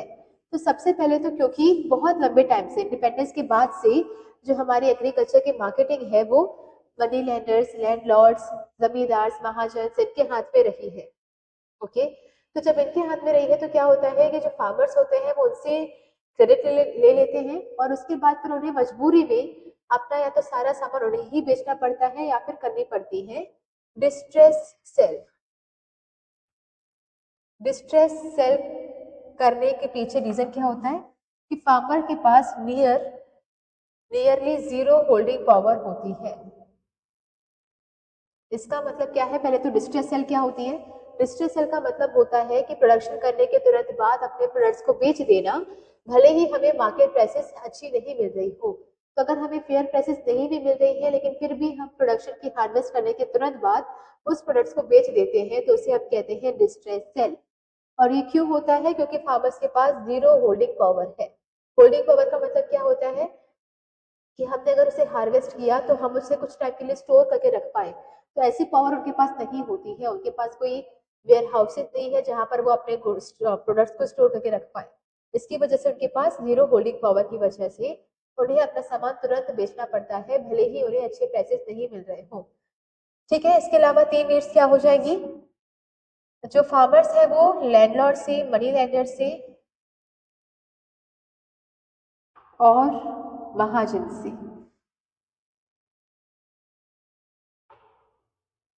लोन या फिर क्रेडिट ले लेते हैं, जिसकी वजह से उन्हें क्या करना पड़ता है? अपना सारा प्रोडक्शन इन्हें ही सेल करना पड़ता है, जिसकी वजह से ये लोग उन्हें बहुत ही कम प्राइसेस ऑफर करते हैं। दूसरा, एक तो उन्हें प्राइसेस वैसे ही कम ऑफर की जा रही थी, दूसरा ये लोग इनके साथ मैनिपुलेशन भी करते हैं। तो जो ये मनी लेंडर्स हैं, लैंडलॉर्ड्स हैं, वो उन्हें मैनिपुलेट भी करते हैं या फिर फ्रॉड मेजर्स यूज करते हैं। तो सामान को या प्रोडक्शन को नापने के लिए कुछ weights and measures scales use किए जाते हैं। तो या तो ये उसमें कुछ फ्रॉड कर देते हैं या तो फिर वो उन्हें मैनिपुलेट करके कम प्राइसेस में उनका सामान खरीद लेते हैं। इसके अलावा फार्मर्स को मार्केट इंफॉर्मेशन नहीं रहती है, तो उनके पास मार्केट की कोई इंफॉर्मेशन नहीं रहती है, जिसकी वजह से भी उन्हें अपना सामान कम प्राइसेस में बेचना पड़ता है। ओके, तो एक तो क्या हो जाएगा कि लैंडलॉर्ड्स, मनी लेंडर्स, महाजन से उन्होंने क्रेडिट लिया हुआ है, तो इसकी वजह से इनको अपना सारा सामान कंपलसरीली उन्हीं को ही बेचना पड़ता है, तो प्राइसेस कम मिलती है। दूसरा, प्राइसेस तो वैसे ही कम दे रहे थे, उल्टा उनको मैनिपुलेट करके और कम प्राइसेस करवा लेते हैं या फिर वो वेट्स एंड मेजर में थोड़ा सा फ्रॉड कर लेते हैं। और फार्मर्स को मार्केट की इन्फॉर्मेशन नहीं है, जिसकी वजह से उन्हें नहीं पता होता कि कौन से प्रोडक्ट की या कौन से क्रॉप की कितनी प्राइसेस चल रही है। तो इसकी वजह से अगर उन्हें कोई कम प्राइसेस भी ऑफर करता है तो वो उन्हें सामान बेच देते हैं। तो इनकी वजह से उनका एक्सप्लॉयटेशन बहुत ज्यादा हो रहा है और इसी एक्सप्लॉयटेशन को कम करने के लिए स्टेट को इंटरफेयर करना पड़ता है, इंटरवीन करना पड़ता है। ठीक है, to protect the farmers from the exploitation of landlords, money lenders and महाजन्स। चलिए,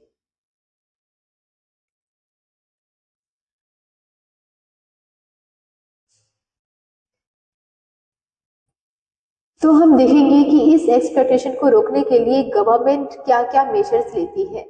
तो वो सारे मेजर्स जो गवर्नमेंट ने लिए हैं वो ये चार हैं, जिसमें से सबसे पहला है रेगुलेटेड मार्केट्स। तो रेगुलेटेड मार्केट एक ऐसे मार्केट है जिसे जहां पर एग्रीकल्चरल प्रोडक्शन का परचेस और सेल किया जाता है। और ये जो परचेस एंड सेल किया जाता है वो, इस पर उसको रेगुलेट कौन करेगी? तो इसे रेगुलेट करेगी मार्केटिंग कमिटी या फिर मार्केट कमिटी। अब ये मार्केट कमेटी क्या है? तो ये मार्केटिंग कमेटी एक कमेटी है जहां पर कुछ रिप्रेजेंटेटिव्स गवर्नमेंट के हैं, तो कुछ रिप्रेजेंटेटिव कुछ लोग गवर्नमेंट ने भेजे हुए हैं, कुछ रिप्रेजेंटेटिव्स आपके फार्मर्स के होंगे और कुछ रिप्रेजेंटेटिव्स आपके ट्रेडर्स के हैं। तो जो सामान खरीदने आया है वो ट्रेडर है, तो ट्रेडर्स के कुछ रिप्रेजेंटेटिव्स होंगे। जो सामान बेचने आया है वो फार्मर है, उसके रिप्रेजेंटेटिव्स होंगे। और उन्हें प्रोटेक्ट कौन कर रहा है? गवर्नमेंट। तो गवर्नमेंट के कुछ रिप्रेजेंटेटिव्स होंगे। तो इस रेगुलेटेड मार्केट्स में एक ऐसी जगह है जहां पर जो फार्मर्स हैं वो अपने प्रोडक्शन को आके बेच सकते हैं। और यहाँ पर जो सारी परचेस एंड सेल है उसे रेगुलेट करेगी एक कमेटी जिसका नाम है मार्केट कमेटी। यहाँ पे गवर्नमेंट के रिप्रेजेंटेटिव्स होंगे, यहाँ पे फार्मर्स के होंगे और यहाँ पे ट्रेडर्स के भी रिप्रेजेंटेटिव्स होंगे। ये लोग क्या करेंगे? ये लोग इंश्योर करेंगे कि यहाँ पर जो भी परचेज सेल किया जा रहा है वो फेयर किया जा रहा हो। तो यहाँ पे किसी भी तरह की जो वेट्स एंड मेजर्स यूज किए जा रहे हैं उसमें फ्रॉड्स नहीं हो। तो वेट्स एंड स्केल्स जो भी यूज किए जा रहे हैं वो प्रॉपर होने चाहिए, इसमें कोई भी फ्रॉड नहीं होना चाहिए। और ये इंश्योर करते हैं कि फार्मर्स को उनकी फेयर प्राइसेस मिल सके उनके क्रॉप्स की। ओके, तो रेगुलेटेड मार्केट एक जगह है जहाँ पे फार्मर्स सामान अपना बेच सकते हैं। इसे रेगुलेट करेगी मार्केटिंग कमेटी। क्या चेक करेगी? कि वेट्स एंड स्केल्स प्रॉपर होने चाहिए और फार्मर्स को उनकी फेयर प्राइसेस मिल सके। फिर आपका आता है प्रोविजन ऑफ फिजिकल इंफ्रास्ट्रक्चर।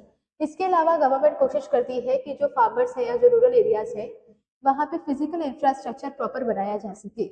और इस फिजिकल इंफ्रास्ट्रक्चर में भी जो इम्पोर्टेंट है वो क्या है? एक तो ट्रांसपोर्ट इंफ्रास्ट्रक्चर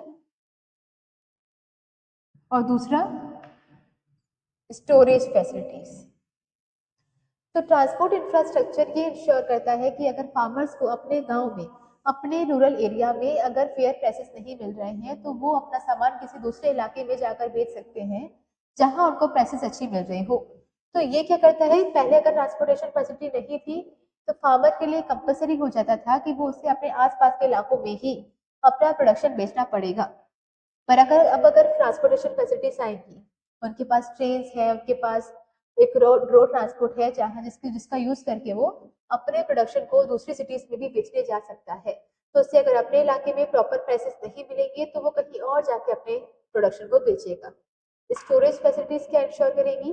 अगर उसे अभी के टाइम पर जब उसने हार्वेस्ट किया है उस टाइम पर इसे प्रॉपर प्राइसेस नहीं मिल रहे हैं तो उस टाइम पर अपने प्रोडक्शन को ये स्टोर करके रखेगा और फिर वो उस टाइम का वेट करेगा जब प्राइसेस इंक्रीज हो जाएंगे। तो जब मार्केट में प्राइसेस इंक्रीज होंगे तब ये अपने प्रोडक्शन को बेचेगा। ओके, तो ट्रांसपोर्ट फैसिलिटी उसे प्लेस यूटिलिटी देती है कि यहाँ नहीं मिल रहा है तो कहीं और जाके बेचेंगे। स्टोरेज टाइम फैसिलिटी कि अभी नहीं बिक रहा है तो कुछ टाइम के लिए स्टोर कर दो, बाद में बेचेंगे। फिर आपका आता है कोऑपरेटिव एग्रीकल्चरल सोसाइटीज। तो कोऑपरेटिव एग्रीकल्चर सोसाइटीज में क्या है कि जो गवर्नमेंट है वो इन सोसाइटीज को प्रमोट करती है। ये सोसाइटी क्या करती है? यहाँ पर जो फार्मर्स है वो कलेक्टिवली अपने प्रोडक्शन को पूल करते हैं और उसका फिर कलेक्टिव सेल करते हैं। कलेक्टिव सेल का मतलब क्या है कि अगर मैं एक फार्मर हूँ, मैंने कुछ प्रोडक्शन किया है और अगर मैं उसे इंडिविजुअली सेल करने जाऊंगी तो हो सकता है कि मुझे उसकी फेयर प्राइसेस ना मिले क्योंकि मेरी बार्गेनिंग पावर कम होगी। पर मेरे जैसे का 10 12 20 लोग या 20 फार्मर्स एक साथ आ जाएं और हम लोग अपने प्रोडक्शन को एक साथ बेचने जाएंगे तो इससे क्या होगी? हम फार्मर्स की जो बार्गेनिंग पावर है वो इंक्रीज होगी और बार्गेनिंग पावर इंक्रीज होने के साथ साथ हमें जो प्राइसेस ऑफर किए जाएंगे वो प्राइसेस भी अच्छे होंगे, मतलब हमें अपने प्रोडक्शन के फेयर प्राइसेस मिल पाएंगे। तो इससे होगा क्या? कलेक्टिव सेल करने से एक तो फार्मर्स की बार्गेनिंग पावर इंक्रीज होगी और दूसरा हमें मतलब फार्मर्स को उनके प्रोडक्शन के फेयर प्राइसेस मिल पाएंगे। लास्ट है कि जो गवर्नमेंट है वो कुछ पॉलिसी इंस्ट्रूमेंट का भी यूज करती है और वो पॉलिसी इंस्ट्रूमेंट क्या है? एक तो एमएसपी मिनिमम सपोर्ट प्राइस, दूसरा बफर स्टॉक और तीसरा PDS public distribution system. Okay, तो मिनिमम सपोर्ट प्राइस क्या है कि यहाँ पे जो गवर्नमेंट है वो फार्मर्स को ऑफर करती है कि अगर फार्मर्स को अपने प्रोडक्शन का फेयर प्राइस नहीं मिल रहा है तो वो अपना पूरा प्रोडक्शन गवर्नमेंट को सेल कर सकती है at this minimum support price. Obviously farmers free है कि अगर उनको इस प्राइस से बेटर प्राइस मिल रही है तो वो मार्केट पे अपने सामान को बेच सकते हैं, पर अगर उनको वो प्राइस नहीं मिल रही है तो वो गवर्नमेंट को प्राइस पे बेच सकते हैं। ओके, गवर्नमेंट इस प्रोडक्शन का क्या करेगी? तो वो इसको जमा करके रखेगी, स्टोर करके रखेगी जिसे हम कहते हैं बफर स्टॉक। और फिर इस बफर स्टॉक को यूटिलाइज किया जाएगा या तो इमरजेंसी में, या तो हमारे यहाँ पर कोई कैलेमिटी आ गई, ड्रॉट हो गया, फ्लड आ गया और प्रोडक्शन खराब हो गया, तो उस टाइम पर हमारी पूरी कंट्री में फूड सप्लाई करने के लिए बफर स्टॉक को यूज किया जाएगा, या फिर इसे सप्लाई किया जाएगा थ्रू पीडीएस सिस्टम। पीडीएस का मतलब क्या होता है? Public distribution system. इसके थ्रू जो गवर्नमेंट होती है वो इस पूरे प्रोडक्शन को सप्लाई करती है फेयर प्राइस शॉप पे, जिसे हम जानते हैं राशन शॉप के नाम से। तो वहां से सब्सिडाइज्ड रेट पर पुअर पीपल को, बिलो पॉवर्टी लाइन में जो रह रहे हैं उनको सब्सिडाइज्ड रेट पर फूड ग्रेन्स या फिर कुछ बेसिक नेसेसिटीज जैसे शुगर और केरोसिन प्रोवाइड किया जाता है। तो मिनिमम सपोर्ट प्राइस क्या है? एक मिनिमम प्राइस है जो गवर्नमेंट फार्मर्स को ऑफर करती है। अगर वो फार्मर्स अपने प्रोडक्शन को मार्केट में नहीं बेच पा रहे हैं तो मिनिमम सपोर्ट प्राइस पे गवर्नमेंट को बेच सकते हैं। इससे वो बफर स्टॉक बनाती है जो इमरजेंसीज में काम आता है या फिर पब्लिक डिस्ट्रीब्यूशन के थ्रू पब्लिक में डिस्ट्रीब्यूट किया जाता है। और पीडीएस क्या है? पब्लिक डिस्ट्रीब्यूशन सिस्टम एक ऐसा सिस्टम है जिसके थ्रू जो गवर्नमेंट है वो सब्सिडाइज्ड रेट पे पुअर फैमिलीज को राशन प्रोवाइड करती है। तो इसमें फूड ग्रेन्स और कुछ बेसिक नेसेसिटी जैसे शुगर और केरोसिन पुअर फैमिलीज को प्रोवाइड किया जाता है। तो ये आपके कुछ गवर्नमेंट के मेजर्स है। इसके अलावा फार्मर्स के पास कुछ अल्टरनेटिव मार्केटिंग चैनल्स भी होते हैं। तो फार्मर अगर नहीं चाहता कि वो किसी मिडल मैन के थ्रू मार्केटिंग करे, मतलब वो ये नहीं चाहता कि पहले वो किसी ट्रेडर को बेचे और फिर ट्रेडर किसी शॉपकीपर को बेचे या फिर वो कंज्यूमर को बेचे और बीच का प्रॉफिट जो है ये मिडल मैन खा जाए, तो वो क्या कर सकता है? अल्टरनेटिव चैनल यूज कर सकता है। इस अल्टरनेटिव चैनल के थ्रू वो क्या कर सकता है? पहला तो उसके पास ऑप्शन है कि जो फार्मर है वो डायरेक्टली अपने प्रोडक्शन को कंज्यूमर को सेल कर दे। तो ये वो कैसे करेगा? इसको एग्जीक्यूट करने के लिए पंजाब, हरियाणा और राजस्थान, इन 3 स्टेट्स ने चलाया है अपनी मंडी और बिग बाजार। तो इन प्लेटफॉर्म का यूज करके जो फार्मर्स है वो अपने प्रोडक्शन को डायरेक्टली बेच सकते हैं कंज्यूमर को। इससे क्या होगा? जो मिडिल मैन के प्रॉफिट्स थे वो एलिमिनेट हो जाएंगे। दूसरा, एक तो ये पंजाब, हरियाणा और राजस्थान ने अपनी मंडी और बिग बाजार चलाया है। वैसे ही आंध्र प्रदेश और तेलंगाना में चलती है रायथू बाजार। तो ये भी सेम वैसी है जहाँ पे हरियाणा और क्या बोलते हैं आंध्र प्रदेश और तेलंगाना के लोग अपने सामान को बेचते हैं। वैसे ही तमिलनाडु में है उज्जवर संडीज। तो उज्जवर संडीज क्या है? अगेन वो मार्केट है जिसके थ्रू तमिलनाडु के फार्मर्स अपने प्रोडक्शन को बेचते हैं to the directly to the consumers. और इसके अलावा फिर पुणे में भी है, और पुणे में है हडसपर बाजार या हडसपर मंडी। ओके, तो ये आपकी कुछ बाजार हैं जिसके थ्रू फार्मर अपना डायरेक्टली प्रोडक्शन बेच सकता है टू द कंज्यूमर। दूसरा ऑप्शन है कि अगर वो कंज्यूमर को नहीं बेचना चाहता तो फार्मर्स जो है वो डील कर सकते हैं directly with the national companies और मल्टीनेशनल कंपनीज। तो जैसे जो फार्मर्स हैं वो डायरेक्टली डील कर सकते हैं रिलायंस रिटेल स्टोर से, जिसके थ्रू वो अपना पूरा प्रोडक्शन जो है वो किसको बेचेंगे? इस मल्टीनेशनल कंपनीज को बेचेंगे और फिर वो मल्टीनेशनल कंपनीज इसका प्रोडक्शन करके डायरेक्टली जो गुड्स हैं वो कंज्यूमर को बेच सकती हैं।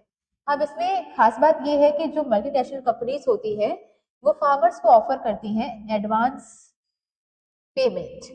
तो वो अपने जो भी सामान वो खरीदने वाली है उसका एडवांस पेमेंट कर देती है। एडवांस पेमेंट रिसीव करने के बाद फार्मर फिर क्रॉप्स को उगाएगा और उसके बाद जो भी प्रोडक्शन आएगा वो पूरा प्रोडक्शन किसको दे दिया जाएगा? उन कंपनीज को दे दिया जाएगा। तो इससे फार्मर की एक प्रॉब्लम तो सॉल्व होती है मार्केटिंग की, दूसरी प्रॉब्लम क्रेडिट फैसिलिटी की भी सॉल्व हो जाती है, क्योंकि इनको जो पेमेंट है वो एडवांस में मिल रहा है। तो इसकी वजह से इन्हें अब वो जो डेट है वो किसी दूसरी जगह से डेट नहीं लेना पड़ेगा। ओके, तो चलिए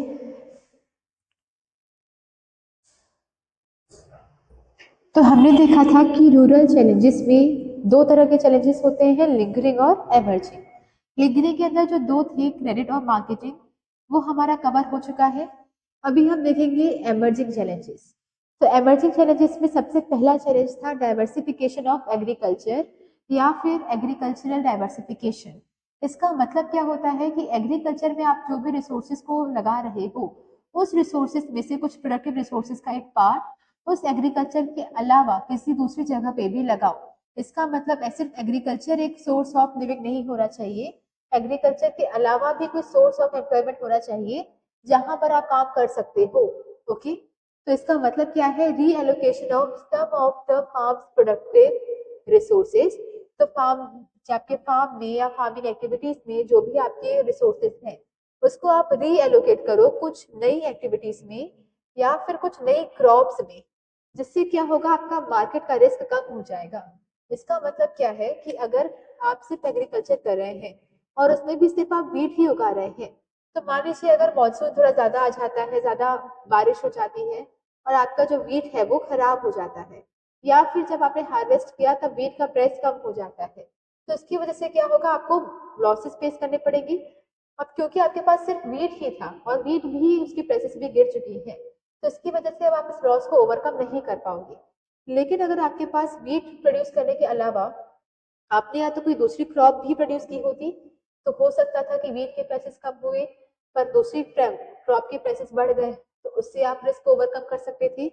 या फिर अगर आप एग्रीकल्चर के अलावा कुछ और भी कर रहे होते, तो जैसे आपकी डेयरी होती, आप एनिमल हस्बेंड्री कर रहे होते, आप फिशरी कर रहे होते, तो हो सकता है कि इसमें से अगर नहीं भी हुआ तो आप किसी दूसरे एम्प्लॉयमेंट से इनकम जनरेट कर सकते थे। तो डाइवर्सिफिकेशन का मतलब यही होता है कि अपने फार्म की कुछ रिसोर्सेज को आप रीएलोकेट करें, या तो किसी नई एक्टिविटी में, नए एम्प्लॉयमेंट सोर्स पे, या फिर किसी नई क्रॉप पे।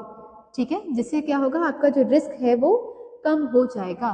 तो अगेन हमने देखा कि डाइवर्सिफिकेशन दो तरह का होता है, या तो फिर वो डाइवर्सिफिकेशन ऑफ क्रॉप प्रोडक्शन होगा।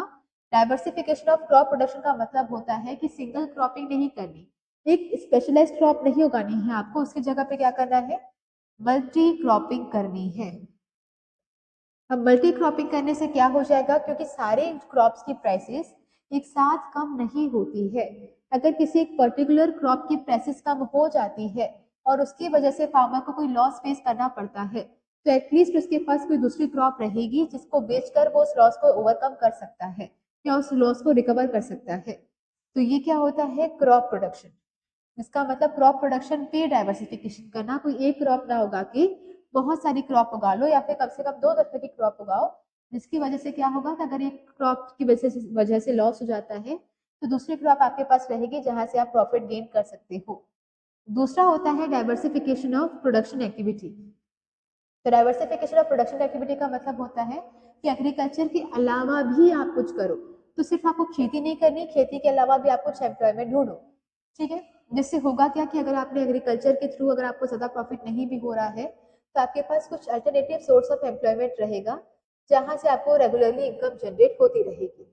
अब वो आपकी सोर्स कौन सा हो सकता है, या तो एनिमल हस्बेंड्री हो सकता है, या तो आप कैटल्स, या तो आप शीप, या फिर पोल्ट्री, ऐसा कुछ कर सकते हो जिससे क्या हो, कुछ इनकम जनरेट हो। फिशरीज, आप मछली पालन कर सकते हो, या फिर आप फिशेस को पकड़ के उसे बेच सकते हो, तो उससे भी इनकम जनरेट हो जाएगी। या फिर हॉर्टिकल्चर, हॉर्टिकल्चर मतलब फ्रूट्स को उगाना, वेजिटेबल्स को उगाना, कुछ इस तरह की चीजें आप कर सकते हो जिसकी वजह से, जिसके थ्रू आप कुछ पैसे एक्स्ट्रा कमा सकते हो। तो ये है आपका डाइवर्सिफिकेशन। चलिए,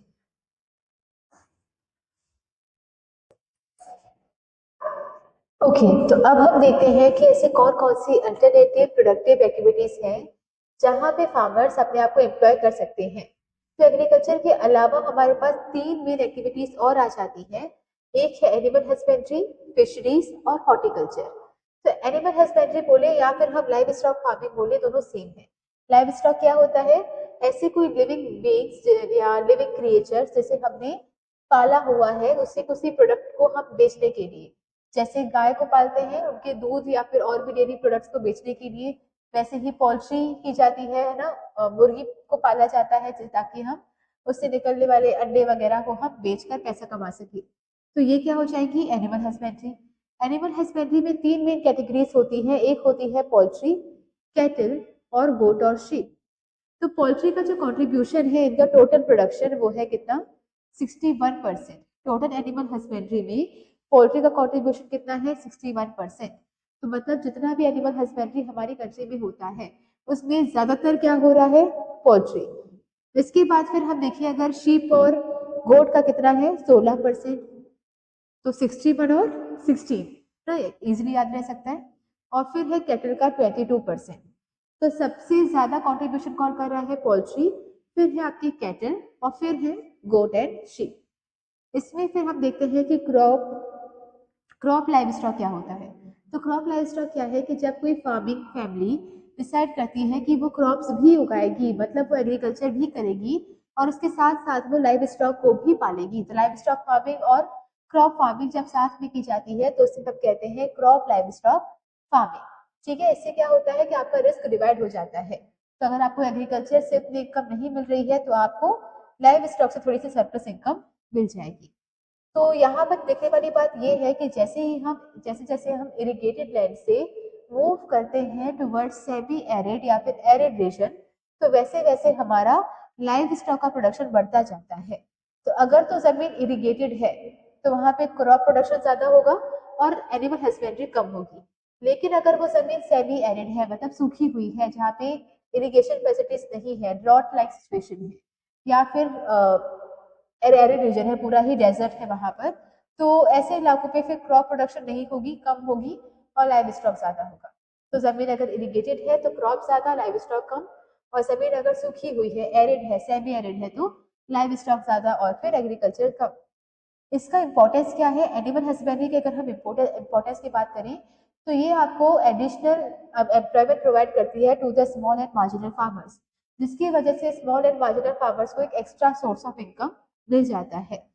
और इस पूरे सेक्टर्स में भी जो डेयरी सेक्टर है, मतलब ये कैटल वाला सेक्टर है, इसने आपको स्पेशली बहुत ज्यादा प्रोडक्शन करके दिखाया है, जिसमें से हम जिसे जानते हैं ऑपरेशन फ्लड। तो ऑपरेशन फ्लड आया था व्हाइट रिवॉल्यूशन के अंदर, और इस ऑपरेशन फ्लड का मतलब क्या है कि हमारा जो मिल्क प्रोडक्शन था वो बहुत तेजी से बढ़ा था। तो इन सारे एनिमल हस्बेंड्री में भी जो डेयरी सेक्टर है उसने ट्रिमेंडस ग्रोथ दिखाई है, और वो भी किसके अंदर? ऑपरेशन फ्लड के अंदर। फिर हम देखते हैं कि इस एनिमल हस्बेंड्री की कुछ प्रॉब्लम्स भी हैं। जैसे हमारी कंट्री में टेक्निकल नो हाउ, टेक्निकल तो नहीं, हम क्या कहेंगे कि ये जो एनिमल नो हाउ है ये हमारे यहाँ पे बहुत कम है। तो हमें प्रॉपर उतनी जानकारी नहीं है कि एनिमल्स को ट्रीट कैसे करते हैं, या किस तरह से, कब उन्हें क्या खिलाना चाहिए, कैसे उनकी हेल्थ को मेंटेन करना चाहिए। तो ये सारी नॉलेज हमारे हमारे पास नहीं है, जिसकी वजह से उनकी प्रोडक्टिविटी कम हो जाती है। तो इन एनिमल्स से जितना प्रोडक्शन हो सकता है, जितने प्रोडक्ट्स हमें मिल सकते हैं, हम उतना प्रोडक्शन कर नहीं पाते हैं, तो जिसकी वजह से प्रोडक्टिविटी कम रह जाती है और वेटरनरी केयर भी हमारे यहाँ पर उतनी नहीं है। इसका मतलब अगर एनिमल्स की तबीयत खराब हो जाती है या फिर उनके यहाँ कुछ बीमारी लग जाती है, कुछ इन्फेक्शन हो जाते हैं, तो उन्हें ट्रीट करने के लिए प्रॉपर हमारे यहाँ पर हॉस्पिटल्स, डॉक्टर्स उतने नहीं है, तो उन्हें वेटरनरी केयर नहीं मिल पाती है और साथ ही में हमारी प्रोडक्टिविटी कम रह जाती है। तो ये है पूरा एनिमल हस्बेंड्री के बारे में। दूसरा ऑप्शन है फिशरीज। अब फिशरीज मेनली कौन सी स्टेट्स में होंगी? वो स्टेट्स जो कि आपके समुद्र से लगे हुए हैं। तो समुद्र के तट पर बसे हुए जितने भी स्टेट्स हैं वहां पर आपकी फिशरीज ज्यादा होंगी, जैसे कि वेस्ट बंगाल, आंध्र प्रदेश, केरला, महाराष्ट्र, गुजरात और तमिलनाडु। तो इन इलाकों में आपका एनिमल हस्बेंड इन इलाकों में आपकी फिशरीज ज्यादा होंगी। हालांकि women in the production of fisheries कम देखी जाती हैं। तो अगर फिशेस को पकड़ने जाना हो तो वहां पर विमेन का पार्टिसिपेशन थोड़ा सा कम होता है। तो जो उनकी फैमिलीज के मेल मेंबर्स होते हैं स्पेशली वही जाते हैं फिशेस को पकड़ने के लिए, लेकिन फिशेस की मार्केटिंग करने के लिए विमेन ज्यादा होती हैं। तो फिश को पकड़ना किसका काम है? मेल सेक्शन का, और उसे बेचना विमेन सेक्शन का। तो इसके लिए हमें विमेन इन प्रोडक्शन कम देखने के लिए मिलती है, बट विमेन इन मार्केटिंग ज्यादा देखने के लिए मिलती है। इवन अगर हम मार्केटिंग की बात करें तो जो एक्सपोर्ट मार्केट है उसमें तो 60% विमेन है, और जो इंटरनल मार्केट है उसमें 40% विमेन है। तो टोटल जो एक्सपोर्ट मार्केट चल रहे हैं, तो टोटल जो मार्केटिंग करते हैं उसमें से 60% विमेन मार्केटिंग कर रही हैं और 40% मेल है। लेकिन हम इंटरनल देखें तो इंटरनली 40% विमेन है और 60% मेल है। इसके बाद देखते हैं कि कुछ प्रॉब्लम्स है जनरली जो हमारी फिशिंग कम्युनिटी होती है वो बैकवर्ड कम्युनिटी होती है, और उनके बैकवर्ड होने के रीज़न क्या है? एक तो वो उनमें कुछ एक्स्ट्रा आपको सोर्स ऑफ एम्प्लॉयमेंट नहीं मिलता है।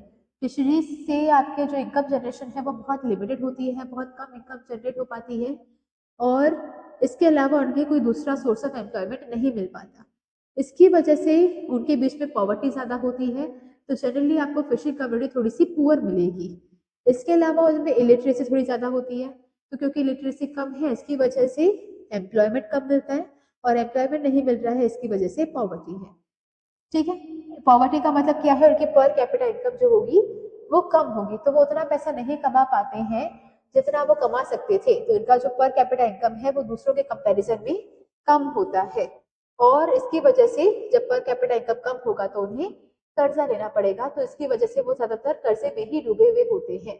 तो सबसे पहले आप देखेंगे कि वो पढ़े लिखे नहीं होते, इसीलिए उन्हें कोई मेन सोर्स ऑफ एम्प्लॉयमेंट नहीं मिलता, इसकी वजह से वो पुअर रह जाते हैं, उनकी पर कैपिटा इनकम कम होती है, और उन्हें फिर कर्ज लेना पड़ता है, तो इंडेटनेस। अब इसके सॉल्यूशंस क्या हो सकते हैं? इनकी प्रॉब्लम को सॉल्व करने के लिए हम इन्हें क्रेडिट फैसिलिटीज दे सकते हैं। तो जैसे हमने किसान को या फिर फार्मर्स को ज्यादा प्रायोरिटी दी है इन द क्रेडिट, उनके लिए हमने किसान क्रेडिट कार्ड्स बनाए हैं, वैसे ही हमें फिशरी कम्युनिटी के लिए भी कुछ क्रेडिट फैसिलिटीज देनी चाहिए। सेल्फ हेल्प ग्रुप्स बनाने चाहिए, जिसके थ्रू क्या होगी, फिशिंग कम्युनिटीज आपस में ग्रुप बना सकती हैं, उनके बीच में सेविंग प्रमोट होगी, और फिर उन्हें जब भी किसी क्रेडिट की जरूरत होगी उन्हें वो मिल जाएगा कम रेट ऑफ इंटरेस्ट पे विदाउट एनी सिक्योरिटी। इसके बाद है फिशरी टेक्नोलॉजी को अपग्रेड करने की जरूरत है। तो हमारे पहले के टाइम से ही जो फिशिंग करने की जो टेक्नोलॉजी है वो बहुत ही पुरानी सी रही है, या फिर बेसिक सी रही है, जिसमें हम या तो नेट के थ्रू फिशेस को पकड़ते हैं और फिर उसे बेचते हैं। तो हमें क्या करना चाहिए, इस टेक्नोलॉजी को थोड़ा सा इम्प्रूव करना चाहिए। इवन हमें ये भी पता चल जाना चाहिए कि कहाँ पर हमें फिशेस ज़्यादा मिलेंगी, कहाँ फिशेस कम मिलेगी, कब हमें रिसर्च होनी चाहिए कि कब तट के सामने मिलेगी, कब तट से दूर मिलेगी, या जब हम नेट्स का यूज़ करते हैं तो सिर्फ फिशेस नहीं फंसते हैं उसमें, उसमें कई सारी चीज और भी चीजें फंस जाती हैं, या कई बार पेड़ पौधे जो मरीन लाइफ है वो डिस्ट्रॉय हो जाती है उसकी वजह से। तो हमें वो सारी चीजों को भी देखना चाहिए और कुछ अलग सी टेक्नोलॉजी बनानी चाहिए, ताकि हमें फिशेस का प्रोडक्शन भी ज्यादा हो सके और बाकी सारा जो नुकसान है वो कम से कम हो सके। चलिए, फिर है आपका हॉर्टिकल्चर। हॉर्टिकल्चर का मतलब क्या होता है? फ्रूट्स, वेजिटेबल्स, फ्लावर्स को उगाना, उससे हम कहते हैं हॉर्टिकल्चर। ओके, इंडिया जो है वो सेकेंड लार्जेस्ट प्रोड्यूसर है ऑफ फ्रूट्स एंड वेजिटेबल्स। तो हम सब्जियां और फल पूरे वर्ल्ड में सबसे ज्यादा हम ही उगाते हैं, तो हम एक लीडिंग या सेकेंड लार्जेस्ट प्रोड्यूसर हैं। इसके बाद 1991 से 2012 के बीच में जो फ्रूट्स, वेजिटेबल्स, फ्लावर्स है, इन सब का प्रोडक्शन बहुत ज्यादा हुआ था, और इसका रीजन क्या था? Golden revolution. गोल्डन रिवॉल्यूशन का मतलब क्या होता है कि हॉर्टिकल्चर की फील्ड में रिसर्च एंड डेवलपमेंट ज्यादा होने की वजह से एक ड्रास्टिक इंक्रीज आया था इस पीरियड में। तो एक रिवॉल्यूशनरी राइज हुआ था इन the production of fruits, vegetables and flowers. उसे हमने क्या नाम दिया था? Golden revolution. अच्छा, गोल्डन रिवॉल्यूशन हॉर्टिकल्चर के लिए भी यूज किया जाता है और हनी के लिए भी। ओके, तो हॉर्टिकल्चर के अलावा गोल्डन रिवॉल्यूशन क्या दिखाता है? किसके प्रोडक्शन को दिखाता है? हनी के। फिर हम बात करते हैं हॉर्टिकल्चर से क्या हुआ है हमारी फार्मर्स की, या फिर जो इस हॉर्टिकल्चर करते हैं उनकी इनकम वल्नरेबिलिटी कम हुई है।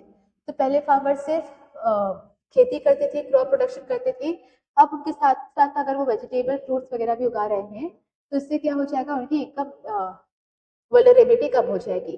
तो एक सोर्स से अगर इनकम जनरेट नहीं हो पा रही है तो वो दूसरे सोर्स पर रिलाय कर सकते हैं। फिर है 20% of the total rural employment. तो जो हॉर्टिकल्चर है वो क्या करता है? पूरे जितना भी रूरल एम्प्लॉयमेंट अभी जनरेट हो रहा है उसका 20% एम्प्लॉयमेंट कहाँ से आ रहा है? हॉर्टिकल्चर से। इसका मतलब गांव के इलाकों में टोटल जितने लोग काम कर रहे हैं उसमें से 20% लोग कहाँ काम कर रहे हैं? हॉर्टिकल्चर में। तो इसका अगर हम इश्यूज देखें तो इसका एक सबसे मेन इश्यूज ये है कि जिन एरियाज पे अभी हॉर्टिकल्चर हो रहा है वो एरियाज क्या है? वो पहले पल्सेस प्रोड्यूसिंग एरियाज थे। तो जिन एरियाज में पहले पल्सेस को प्रोड्यूस किया जाता था, आज उन एरियाज में हॉर्टिकल्चर हो रहा है।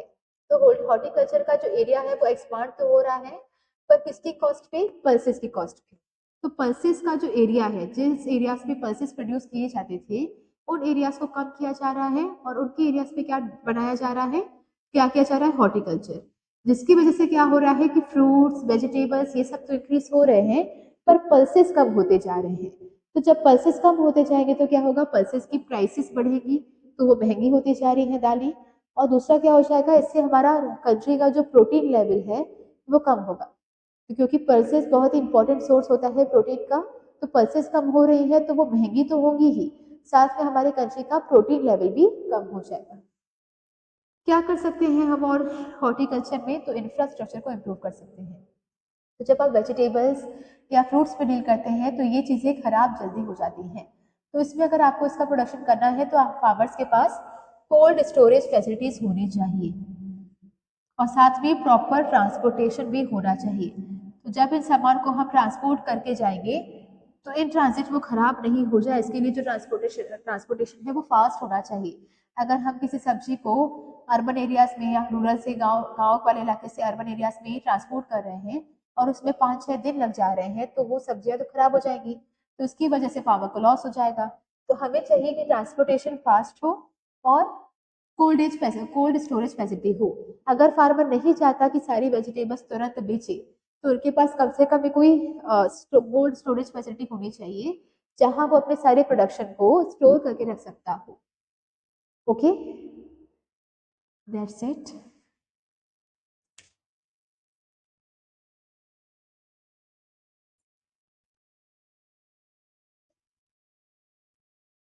तो ये हमारी कुछ एडिशनल इंफॉर्मेशन है जिसमें हम देखते हैं कि ऑपरेशन फ्लड कब स्टार्ट किया गया था, 1966 में।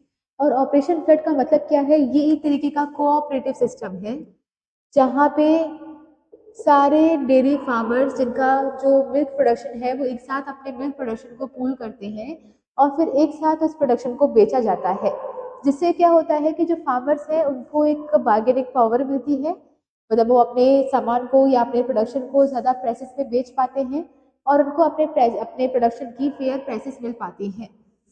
तो इससे जो फार्मर्स हैं वो कलेक्टिव सेल करते हैं अपने मिल्क प्रोडक्शन की, जिससे उन्हें बार्गेनिंग पावर मिलेगी और बार्गेनिंग पावर मिलेगी तो वो अपने प्रोडक्शन की फेयर प्राइसेस ले पाएंगे। ओके, चलिए, तो इस मिल्क प्रोडक्शन की या इस कोऑपरेटिव का जो बेस यूनिट है, इसका बेस है वो कहाँ से शुरू हुआ है, गुजरात से। इसके अलावा मध्य प्रदेश, गुजरात, राजस्थान और महाराष्ट्र ये मेजर मिल्क प्रोड्यूसिंग स्टेट्स हैं, यहाँ पर मिल्क का प्रोडक्शन ज़्यादा होता है। चलिए, और ये जो ऑपरेशन फ्लड है ये आपको पता ही होगा कि ये व्हाइट रिवॉल्यूशन के अंदर आता है। ओके, फिर हम देखते हैं कि तनवा क्या है। तो तनवा का फुल फॉर्म है तमिलनाडु विमेन इन एग्रीकल्चर। तो तमिलनाडु विमेन इन एग्रीकल्चर ये तनवा ग्रुप है। तो ये तनवा ग्रुप क्या करता है कि ये विमेन को ट्रेन करता है इन डाइवर्स एग्रीकल्चरल एक्टिविटीज। तो सिर्फ क्रॉप प्रोडक्शन ही नहीं बल्कि एनिमल हस्बेंड्री हो गया, फिशरीज हो गया या फिर हॉर्टिकल्चर हो गया, इससे रिलेटेड ये वेमेन को ट्रेनिंग देता है। इससे होगा क्या, वेमेन इसमें ट्रेन हो जाएगी तो उनको कुछ स्किल्स मिलेंगी जिसको वो यूटिलाइज कर सकती हैं गेनिंग द एम्प्लॉयमेंट, वो ज़्यादा एम्प्लॉयमेंट जनरेट कर सकती हैं या एम्प्लॉयड हो सकती हैं, और अगर वो एम्प्लॉयड हुई तो उनकी जो इनकम जनरेशन है वो इंक्रीज होगी। तो वेमेन को ट्रेनिंग देता है डाइवर्स एग्रीकल्चर एक्टिविटीज में, जिससे एम्प्लॉयमेंट जनरेट होता है और अगर एम्प्लॉयमेंट जनरेट होगा तो इनकम जनरेट होगी। ओके, फिर हम देखते हैं कि IT as an option of livelihood in rural areas. तो गांव के इलाकों में आईटी भी एक ऑप्शन है एम्प्लॉयमेंट जनरेट करने के लिए। आईटी का मतलब क्या है, इंफॉर्मेशन टेक्नोलॉजी। ओके, तो आईटी का रिवॉल्यूशन हमारे लिए क्यों जरूरी है, क्योंकि जो आईटी का रिवॉल्यूशन है वो हमारी इंडियन इकोनॉमी को कन्वर्ट करता है इनटू द नॉलेज इकोनॉमी। तो इंडियन इकोनॉमी को नॉलेज इकोनॉमी बनाने वाला कौन है, आईटी सेक्टर या आईटी रिवॉल्यूशन। नॉलेज इकोनॉमी क्या होती है, जहां पर जो बेसिक जीडीपी आपकी होती है वो किस पर डिपेंड होती है, आपके इंफॉर्मेशन एंड टेक्नोलॉजी पर डिपेंड होती है। ओके, जहां पर आपके जो नॉर्मल फैक्टर्स ऑफ प्रोडक्शन है उससे हटकर अगर आप इंफॉर्मेशन पे या फिर टेक्नोलॉजी पर डिपेंड हो जाएं तो उसे हम कहते हैं नॉलेज इकोनॉमी। ठीक है, तो आईटी रिवॉल्यूशन इंडियन इकोनॉमी को बनाता है नॉलेज इकोनॉमी जो आईटी रिवॉल्यूशन है वो सिग्निफिकेंस बताता है कि ह्यूमन कैपिटल की क्या सिग्निफिकेंस है हमारे प्रोडक्शन की प्रोसेस में। मतलब ये रिकॉग्नाइज करता है कि ह्यूमन कैपिटल भी उतना ही इम्पोर्टेंट है जितना कि फाइनेंशियल कैपिटल या फिर फिजिकल कैपिटल। तो फाइनेंशियल कैपिटल का मतलब क्या होता है? मनी, पैसा। और फिजिकल कैपिटल का मतलब क्या होता है? वो फिक्स्ड एसेट। फिक्स्ड एसेट का मतलब क्या है? लैंड, बिल्डिंग, फर्नीचर, ये सब। तो जितना इम्पोर्टेंट प्रोडक्शन के लिए फिजिकल कैपिटल है और फाइनेंशियल कैपिटल है, उससे भी ज़्यादा इम्पोर्टेंट क्या है हमारे लिए? ह्यूमन कैपिटल, मतलब ह्यूमन की स्किल्स और इंटेलिजेंस। फिर हम देखते हैं कि ऐसा बहुत सारे प्लानर्स ने, इवन पॉलिटिशियंस ने भी बोला है कि 21st सेंचुरी में ही हमारा जो आईटी सेक्टर है वो रूरल एरियाज में एक्सपांड हो जाएगा। तो हमारे जो आईटी सेक्टर अभी तक जो अर्बन एरियाज तक ही लोकेटेड है, तो वो 21st सेंचुरी में ये टाइम है जब ये जो आईटी सेक्टर है वो रूरल एरियाज में भी एक्सपांड हो पाएगा, स्प्रेड हो पाएगा। इस आईटी का यूज हम कर सकते हैं, जो फार्मर्स है वो इस आईटी का यूज कर सकते हैं इन प्रिडिक्टिंग द प्राइसेस, कि फ्यूचर में कौन से क्रॉप की कितनी प्राइसेस होने वाली है, फ्यूचर में अभी वेदर कैसा होने वाला है, कल वेदर कैसा होगा, 2 दिन बाद वेदर कैसा होगा, वो आप प्रिडिक्ट कर सकते हो। साथ ही में आप प्रिडिक्ट कर सकते हो soil conditions for different crops. तो अलग अलग क्रॉप्स को उगाने के लिए कौन सी सॉइल कंडीशन या कैसी सॉइल हमारे लिए बेस्ट सुटेबल रहेगी, वो भी आप इसके थ्रू पता कर सकते हो। इसका यूज गवर्नमेंट भी कर सकती है ये प्रिडिक्ट करने के लिए कि ऐसा कौन सा एरिया है जहां पे फूड इनसिक्योरिटी या वल्नरेबिलिटी हो सकती है। तो इस साल सारी वेदर कंडीशंस को देखते हुए ऐसे कौन कौन से एरियाज हैं जहां पर ड्रॉट या फिर फ्लड ऐसी कुछ सिचुएशंस आएंगी, या फिर ऐसे कौन कौन से इलाके हैं जहां पे प्रोडक्शन अच्छे से नहीं हो पाएगा और वहां पे फूड इनसिक्योरिटी या वल्नरेबिलिटी होगी। तो ये जान के गवर्नमेंट क्या कर सकती है? एडवांस में ही प्रिपेयर हो सकती है ताकि ऐसे इलाकों को प्रोटेक्ट करके रखा जा सके, या ऐसे इलाकों में पहले से ही एडवांस में कुछ फूड सप्लाई दिए जा सके ताकि इनकी वल्नरेबिलिटी को कंट्रोल किया जा सके। फिर हम देखेंगे कि एक एक्शन प्रोग्राम ऑलरेडी चल रहा है जिसका नाम है Jamshedji Tata national virtual academy. तो आपके रूरल एरियाज में ऑलरेडी एक प्रोग्राम चल रहा है जिसका नाम है Jamshedji Tata national virtual academy. ये क्यों है? ताकि गांव के इलाकों में प्रोस्पेरिटी लाई जा सके। वहां पर उन्होंने कई सारे लोगों को प्रमोट किया है कि वो इन्फो कियोस्क हो सके। अभी इन्फो कियोस्क क्या होगा? यहाँ पर वो अपने कुछ कंप्यूटर्स रखे जाएंगे, फोटोकॉपी मशीन रखी जाएंगी, ऐसी कई सारी इक्विपमेंट्स उन्हें सप्लाई किए जाएंगे जिसके थ्रू ये लोग अपने कुछ इनकम जनरेट कर सकते हैं। तो वहाँ पर ये वीडियो कॉन्फ्रेंसिंग करवा सकते हैं, या फिर कुछ डॉक्यूमेंट्स अगर उनको ट्रांसफर करने हैं गाँव के इलाकों को रूरल एरियाज के लोगों को अर्बन एरियाज में, या वहाँ से उनको मंगवाना है, या फिर वीडियो कॉल करनी है, या फिर फोटो कॉपीज वगैरह कुछ करना है, कंप्यूटर का कुछ काम है, तो ये सारी चीज़ें ये यहाँ पर कर सकते हैं। तो ये क्या करेंगे? ये गांव के इलाकों को प्रमोट करेंगे या वहाँ पे एक अलग तरीके का एम्प्लॉयमेंट जनरेट करेंगे ये कियोस्क खुलवाकर। ओके, चलिए।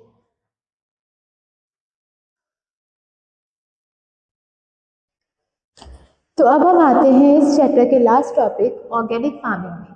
तो ऑर्गेनिक फार्मिंग होता क्या है?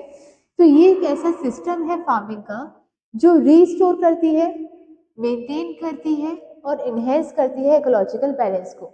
तो हमारे एनवायरनमेंट के एक बैलेंस को अगर वो खराब हो गया है तो उसे दोबारा से रीस्टोर करना, फिर उसे मेंटेन करना और फिर उसे और भी इम्प्रूव करना, ये जो सिस्टम करता है उसे हम कहते हैं ऑर्गेनिक फार्मिंग। तो एग्रीकल्चर का एक ऐसा सिस्टम है जो हमारे इकोलॉजिकल बैलेंस को पहले तो रीस्टोर करेगा, जो खराब हो चुका है उसे वापस से सुधारेगा, उसे मेंटेन करेगा और उसे इम्प्रूव करेगा। तो जो ऑर्गेनिक फार्मिंग होता है वो ना सिर्फ केमिकल्स को डिस्कार्ड करता है। कौन से केमिकल्स? तो केमिकल्स में आपके केमिकल फर्टिलाइजर आएंगे, इंसेक्टिसाइड्स आएंगे, पेस्टिसाइड आएंगे, ये किसी भी तरह के केमिकल के यूज को रोकता है। और साथ ही में ये फोकस करता है सॉइल हेल्थ पर इंस्टेड ऑफ प्लांट हेल्थ। तो इसके पहले तक हमेशा से प्लांट की हेल्थ पर ही फोकस किया जाता था कि जो हम क्रॉप उगा रहे हैं वो हेल्दी होनी चाहिए, उसका प्रोडक्शन ज़्यादा होना चाहिए। हमें कभी इस बात पे फोकस नहीं किया कि सॉइल की हेल्थ कैसी है। तो ऑर्गेनिक फार्मिंग जो है वो सॉइल की हेल्थ को पर फोकस करती है इंस्टेड ऑफ प्लांट हेल्थ। ठीक है, क्योंकि अगर सॉइल की हेल्थ अच्छी होती है तो प्लांट की हेल्थ अपने आप अच्छी हो जाएगी। तो प्राइमरी फोकस किस पे रखती है ये, सॉइल की हेल्थ पर, ठीक है। और जब ये केमिकल्स के यूज को डिस्कार्ड करती है तो इससे हमारी कंट्री का पॉल्यूशन रुकता है, और जब ये सॉइल की हेल्थ को फोकस करती है तो इससे हमारी कंट्री की रिसोर्सेज की क्वालिटी इंप्रूव होती है। तो इसीलिए हम इसे कहते हैं ये एक सस्टेनेबल प्रोसेस है ना। तो हम ये कह सकते हैं कि जो ऑर्गेनिक फार्मिंग है ये एक पाथ है टुवर्ड्स द सस्टेनेबल डेवलपमेंट। तो हमारी कंट्री का सस्टेनेबल डेवलपमेंट कब हो पाएगा, जब हम ऑर्गेनिक फार्मिंग की तरफ मूव करेंगे। चलिए, इससे ऑर्गेनिक फार्मिंग को या ऑर्गेनिक प्रोडक्ट्स को इम्प्रूव के सेल को बढ़ाने के लिए, प्रमोट करने के लिए हमने ग्रीन स्टेटस भी जारी किया था। तो हमारी गवर्नमेंट उन्हें ग्रीन स्टेटस देती है, जो अब या तो वो कोई स्टोर होगा या तो वो कोई कंपनी होगी, तो जो भी इस ऑर्गेनिक प्रोडक्ट्स के सेल को प्रमोट करता है उन्हें ग्रीन स्टेटस प्रोवाइड किया जाता है। साथ ही में ये जो ऑर्गेनिक प्रोडक्ट्स होते हैं इनके प्राइसेस ज़्यादा चार्ज किए जाते हैं। तो इनके प्राइसेस कन्वर्शियल, मतलब जो नॉर्मल प्रोडक्ट्स होते हैं या नॉर्मल आपके क्रॉप्स होती हैं उनके कंपैरिजन में ऑर्गेनिक फार्मिंग के जो प्रोडक्ट्स होते हैं उनकी प्राइसेस 10 से 100% ज़्यादा होती है। तो अगर आपको जो कोई वेजिटेबल है जो कि ऑर्गेनिक फार्मिंग से नहीं प्रोड्यूस की गई है, कन्वेंशनल फार्मिंग से प्रोड्यूस की गई है, अगर वो आपको 40 रुपए किलो मिल रही है, तो या तो ये आपको 44 से लेकर 80 रुपीज़ के केजी तक की मिलेगी। तो ये 10% से ज़्यादा से लेकर 100% ज़्यादा तक की भी अमाउंट इसका होता है, मतलब ये जस्ट डबल प्राइस पे भी मिलती है। इंडिया के पास इसमें एक कंपेटिव एडवांटेज ये है कि ऑर्गेनिक फार्मिंग करने के लिए लेबर सप्लाई ज़्यादा चाहिए होता है। तो ज़्यादा लेबर की नीड चाहिए होती है अगर आपको ऑर्गेनिक फार्मिंग करनी है तो। और क्योंकि हमारी कंट्री में ऑलरेडी लेबर सरप्लस में है, हमारे यहाँ पे लेबर्स बहुत ज़्यादा हैं, पॉपुलेशन ज़्यादा है, तो उसका हम यूज़ कर सकते हैं इसके लिए। तो ऑर्गेनिक फार्मिंग हमारे लिए कंपेटिव एडवांटेज देती है क्योंकि इसमें लेबर ज़्यादा चाहिए होते हैं और हमारी इकोनॉमी वैसी ही लेबर सरप्लस इकोनॉमी है। चलिए, तो फिर हम देखते हैं कि ऑर्गेनिक फार्मिंग को क्यों अडॉप्ट करना चाहिए। इसके कुछ एडवांटेजेस हो जाएंगे, तो इसके 5 एडवांटेजेस हैं। पहला है कि ये नॉन रिन्यूएबल रिसोर्सेज के यूज को डिस्कार्ड करती है। कौन से नॉन रिन्यूएबल रिसोर्सेज, वो सारे केमिकल्स जो पेट्रोलियम बेस्ड प्रोडक्ट से बने हैं। तो हम जो या फार्मर्स जो इंसेक्टिसाइड्स, पेस्टिसाइड्स और स्पेशली जो फर्टिलाइजर्स पे यूज करती है, वो फर्टिलाइजर्स बनते कैसे हैं, वो पेट्रोलियम बेस्ड प्रोडक्ट से बनाए जाते हैं, जो हमारे इन्वायरमेंट के लिए बहुत ही नुकसान वाले हैं, क्योंकि ये क्या है, नॉन रिन्यूएबल रिसोर्सेज हैं। तो नॉन रिन्यूएबल रिसोर्सेज से बनने वाले सारे रिसोर्सेज या सारी चीज़ों के यूज को ये डिस्कार्ड करती है। साथ में ये जो प्रोडक्शन करेगी वो कैसी होगी, एनवायरमेंट फ्रेंडली होगी। तो ये क्या करेगी, एनिमल के वेस्ट को या कंपोस्ट को यूज करेगी to increase the soil fertility या टू इंक्रीज द प्रोडक्शन। ये किसी भी तरह के केमिकल्स को, किसी भी तरह के इंसेक्टिसाइड, पेस्टिसाइड के यूज को खत्म करेगी, तो जिसकी वजह से इसका जो प्रोसीजर होता है वो एनवायरमेंट फ्रेंडली होता है। सस्टेन सॉइल फर्टिलिटी, जब हम फर्टिलाइजर्स का यूज करते हैं तो इससे शॉर्ट टर्म में तो फर्टिलिटी इंप्रूव हो जाती है, पर लॉन्ग टर्म में हमारी सॉइल की फर्टिलिटी गिर जाती है। तो ऑर्गेनिक फार्मिंग क्या करता है, ऐसे रिसोर्सेज या ऐसे कंपोस्ट मैन्योर का यूज करता है जिससे लॉन्ग टर्म में सॉइल की फर्टिलिटी अच्छी बनी रहे। ऐसे कई सारे रिसर्चेस ने बताया है कि अगर आप ऑर्गेनिक फूड्स का या ऑर्गेनिक प्रोडक्ट्स का यूज करते हैं तो ये ज़्यादा आपकी हेल्थ के लिए भी अच्छा होता है, इसके हेल्थ बेनिफिट ज़्यादा होते हैं क्योंकि इसमें न्यूट्रिशन ज़्यादा होता है। और ना सिर्फ हेल्थ बेनिफिट्स बल्कि इससे आपकी ये जो आपके टेस्ट भी इसका ज़्यादा बेटर होता है देन द कन्वेंशनल प्रोडक्ट्स। यहाँ पर जब आप फार्मिंग करते हो through conventional methods, organic farming अगर आप नहीं करते तो उसमें आपको एक पूरा पैकेज लेना होता है, मतलब उसमें HYV सीड्स भी होने चाहिए। अब HYV सीड्स है तो आपको ज़्यादा पानी लगेगा, तो इरिगेशन फैसिलिटीज आपके पास प्रॉपर होनी चाहिए। इसके बाद HYV सीड्स पे कीड़े जल्दी लगते हैं, तो इंसेक्टिसाइड, पेस्टिसाइड आपके पास होना चाहिए, जिसकी वजह से ये पूरा पैकेज फार्मर के लिए महंगा पड़ जाता है। पर अगर आप ऑर्गेनिक फार्मिंग कर रहे हैं तो आपको उसमें से ऐसे कोई भी केमिकल्स वगैरह परचेज करने की ज़रूरत नहीं है। तो आप एनिमल के वेस्ट से या फिर मैन्योर से या फिर जो पत्ते वगैरह होते हैं, सूखे पत्ते, उनसे भी आप उनको भी आप यूज़ कर सकते हो एज अ मैन्योर, जिसकी वजह से फार्मर को कम कॉस्ट बियर करना पड़ता है। ओके, इसकी लिमिटेशन क्या हो जाएंगे, इसकी यील्ड बहुत कम होती है। तो अगर आप ऑर्गेनिक फार्मिंग कर रहे हैं आप किसी फर्टिलाइजर का यूज़ नहीं कर रहे हैं, इंसेक्टिसाइड का यूज़ नहीं कर रहे हैं, तो इससे क्या होता है कि आपका जो प्रोडक्टिविटी होती है क्रॉप की वो कम होती है। तो अगर आप कन्वेंशनल फार्मिंग करते हैं और मान लीजिए अगर किसी ज़मीन में से आप 100 क्विंटल वीट प्रोड्यूस कर पा रहे हैं, तो ऑर्गेनिक फार्मिंग से आप सिर्फ 40 क्विंटल ही कर पाएंगे या 60 क्विंटल ही कर पाएंगे। तो ये क्या दिखा रहा है कि इसकी जो यील्ड होती है, इसकी प्रोडक्टिविटी जो होती है वो कम होती है। दूसरा, ये जो है वो कॉस्ट एफिशिएंट नहीं होता है। क्यों कॉस्ट एफिशिएंट नहीं होता है? क्योंकि ये जो है हमने अभी देखा कि ये कन्वेंशनल प्रोडक्ट से कंपैरिजन में 10 से 100% ज़्यादा प्राइसेस पे बिकता है। तो इसके लिए ये जो प्रोडक्ट्स हैं वो बहुत ज़्यादा महंगे हो जाते हैं, जो हर एक इंसान अफोर्ड नहीं कर सकता है। फिर हम देखेंगे इनकी जो शेल्फ लाइफ होती है वो भी कम होती है। तो कन्वेंशनल प्रोडक्ट्स को आप ज़्यादा लंबे टाइम तक के लिए स्टोर करके रख सकते हो, वो ख़राब नहीं होंगी, पर ऑर्गेनिक प्रोडक्ट्स जल्दी ख़राब हो जाते हैं। तो ये इनके 3 ड्रॉबैक्स होंगे। यील्ड कम है, पैसा ज़्यादा लगेगा और शेल्फ लाइफ भी कम है। ये इसके मेरिट्स हो जाएंगे कि ये नॉन रिन्यूएबल रिसोर्सेज को डिस्कार्ड करती है, हटाती है, एनवायरनमेंट फ्रेंडली प्रोडक्शन को प्रमोट करती है, सॉइल फर्टिलिटी को लॉन्ग टर्म के लिए इंक्रीज करेगी, हेल्दियर है, टेस्टियर है और कम से कम बनाने में जो कॉस्ट लगता है या फिर जो आपके HPIV सीड्स फर्टिलाइजर्स वगैरह पे जो कॉस्ट लगता है वो कम हो जाएगा। चलिए, ये पूरा टॉपिक खत्म हो चुका है। एक टॉपिक था जो पहले छूट गया था, वो था PM स्वनिधि। तो PM स्वनिधि एक स्कीम है जो कि गवर्नमेंट ने चलाई है स्ट्रीट वेंडर्स के लिए। ओके, तो जो स्ट्रीट्स पे सड़कों पर वेंडर्स होते हैं या जो जिनकी छोटी सी दुकानें होती है, जो सड़कों पे अपना सामान बेचते हैं, उनके लिए एक स्कीम लाई गई है। इसके तहत इनको लोन तो प्रोवाइड करवाया ही जाएगा, तो लोन भी प्रोवाइड करवाया जाएगा, इनफैक्ट इनके ओवरऑल डेवलपमेंट का ध्यान रखा जाएगा। तो आपकी कोरोना के बाद जो भी जॉब्स चले गई थी या जो भी मुश्किलें फेस करनी पड़ी थी सारे लोगों को, उनसे वापस निकालने के लिए या उससे ठीक करने के लिए गवर्नमेंट ने एक स्कीम लाई थी PM स्वनिधि। किसके लिए है? स्ट्रीट वेंडर्स के लिए। क्या करेगी? उन्हें लोन भी प्रोवाइड करेगी और उनके ओवरऑल डेवलपमेंट के बारे में सोचेगी। चलिए, तो दैट्स इट, हमारा ये चैप्टर भी यहाँ पे खत्म होता है। इसमें इससे रिलेटेड अगर कोई भी सजेशन हो, कोई डाउट्स हो, प्रॉब्लम्स हो, तो please let us know in the comment section.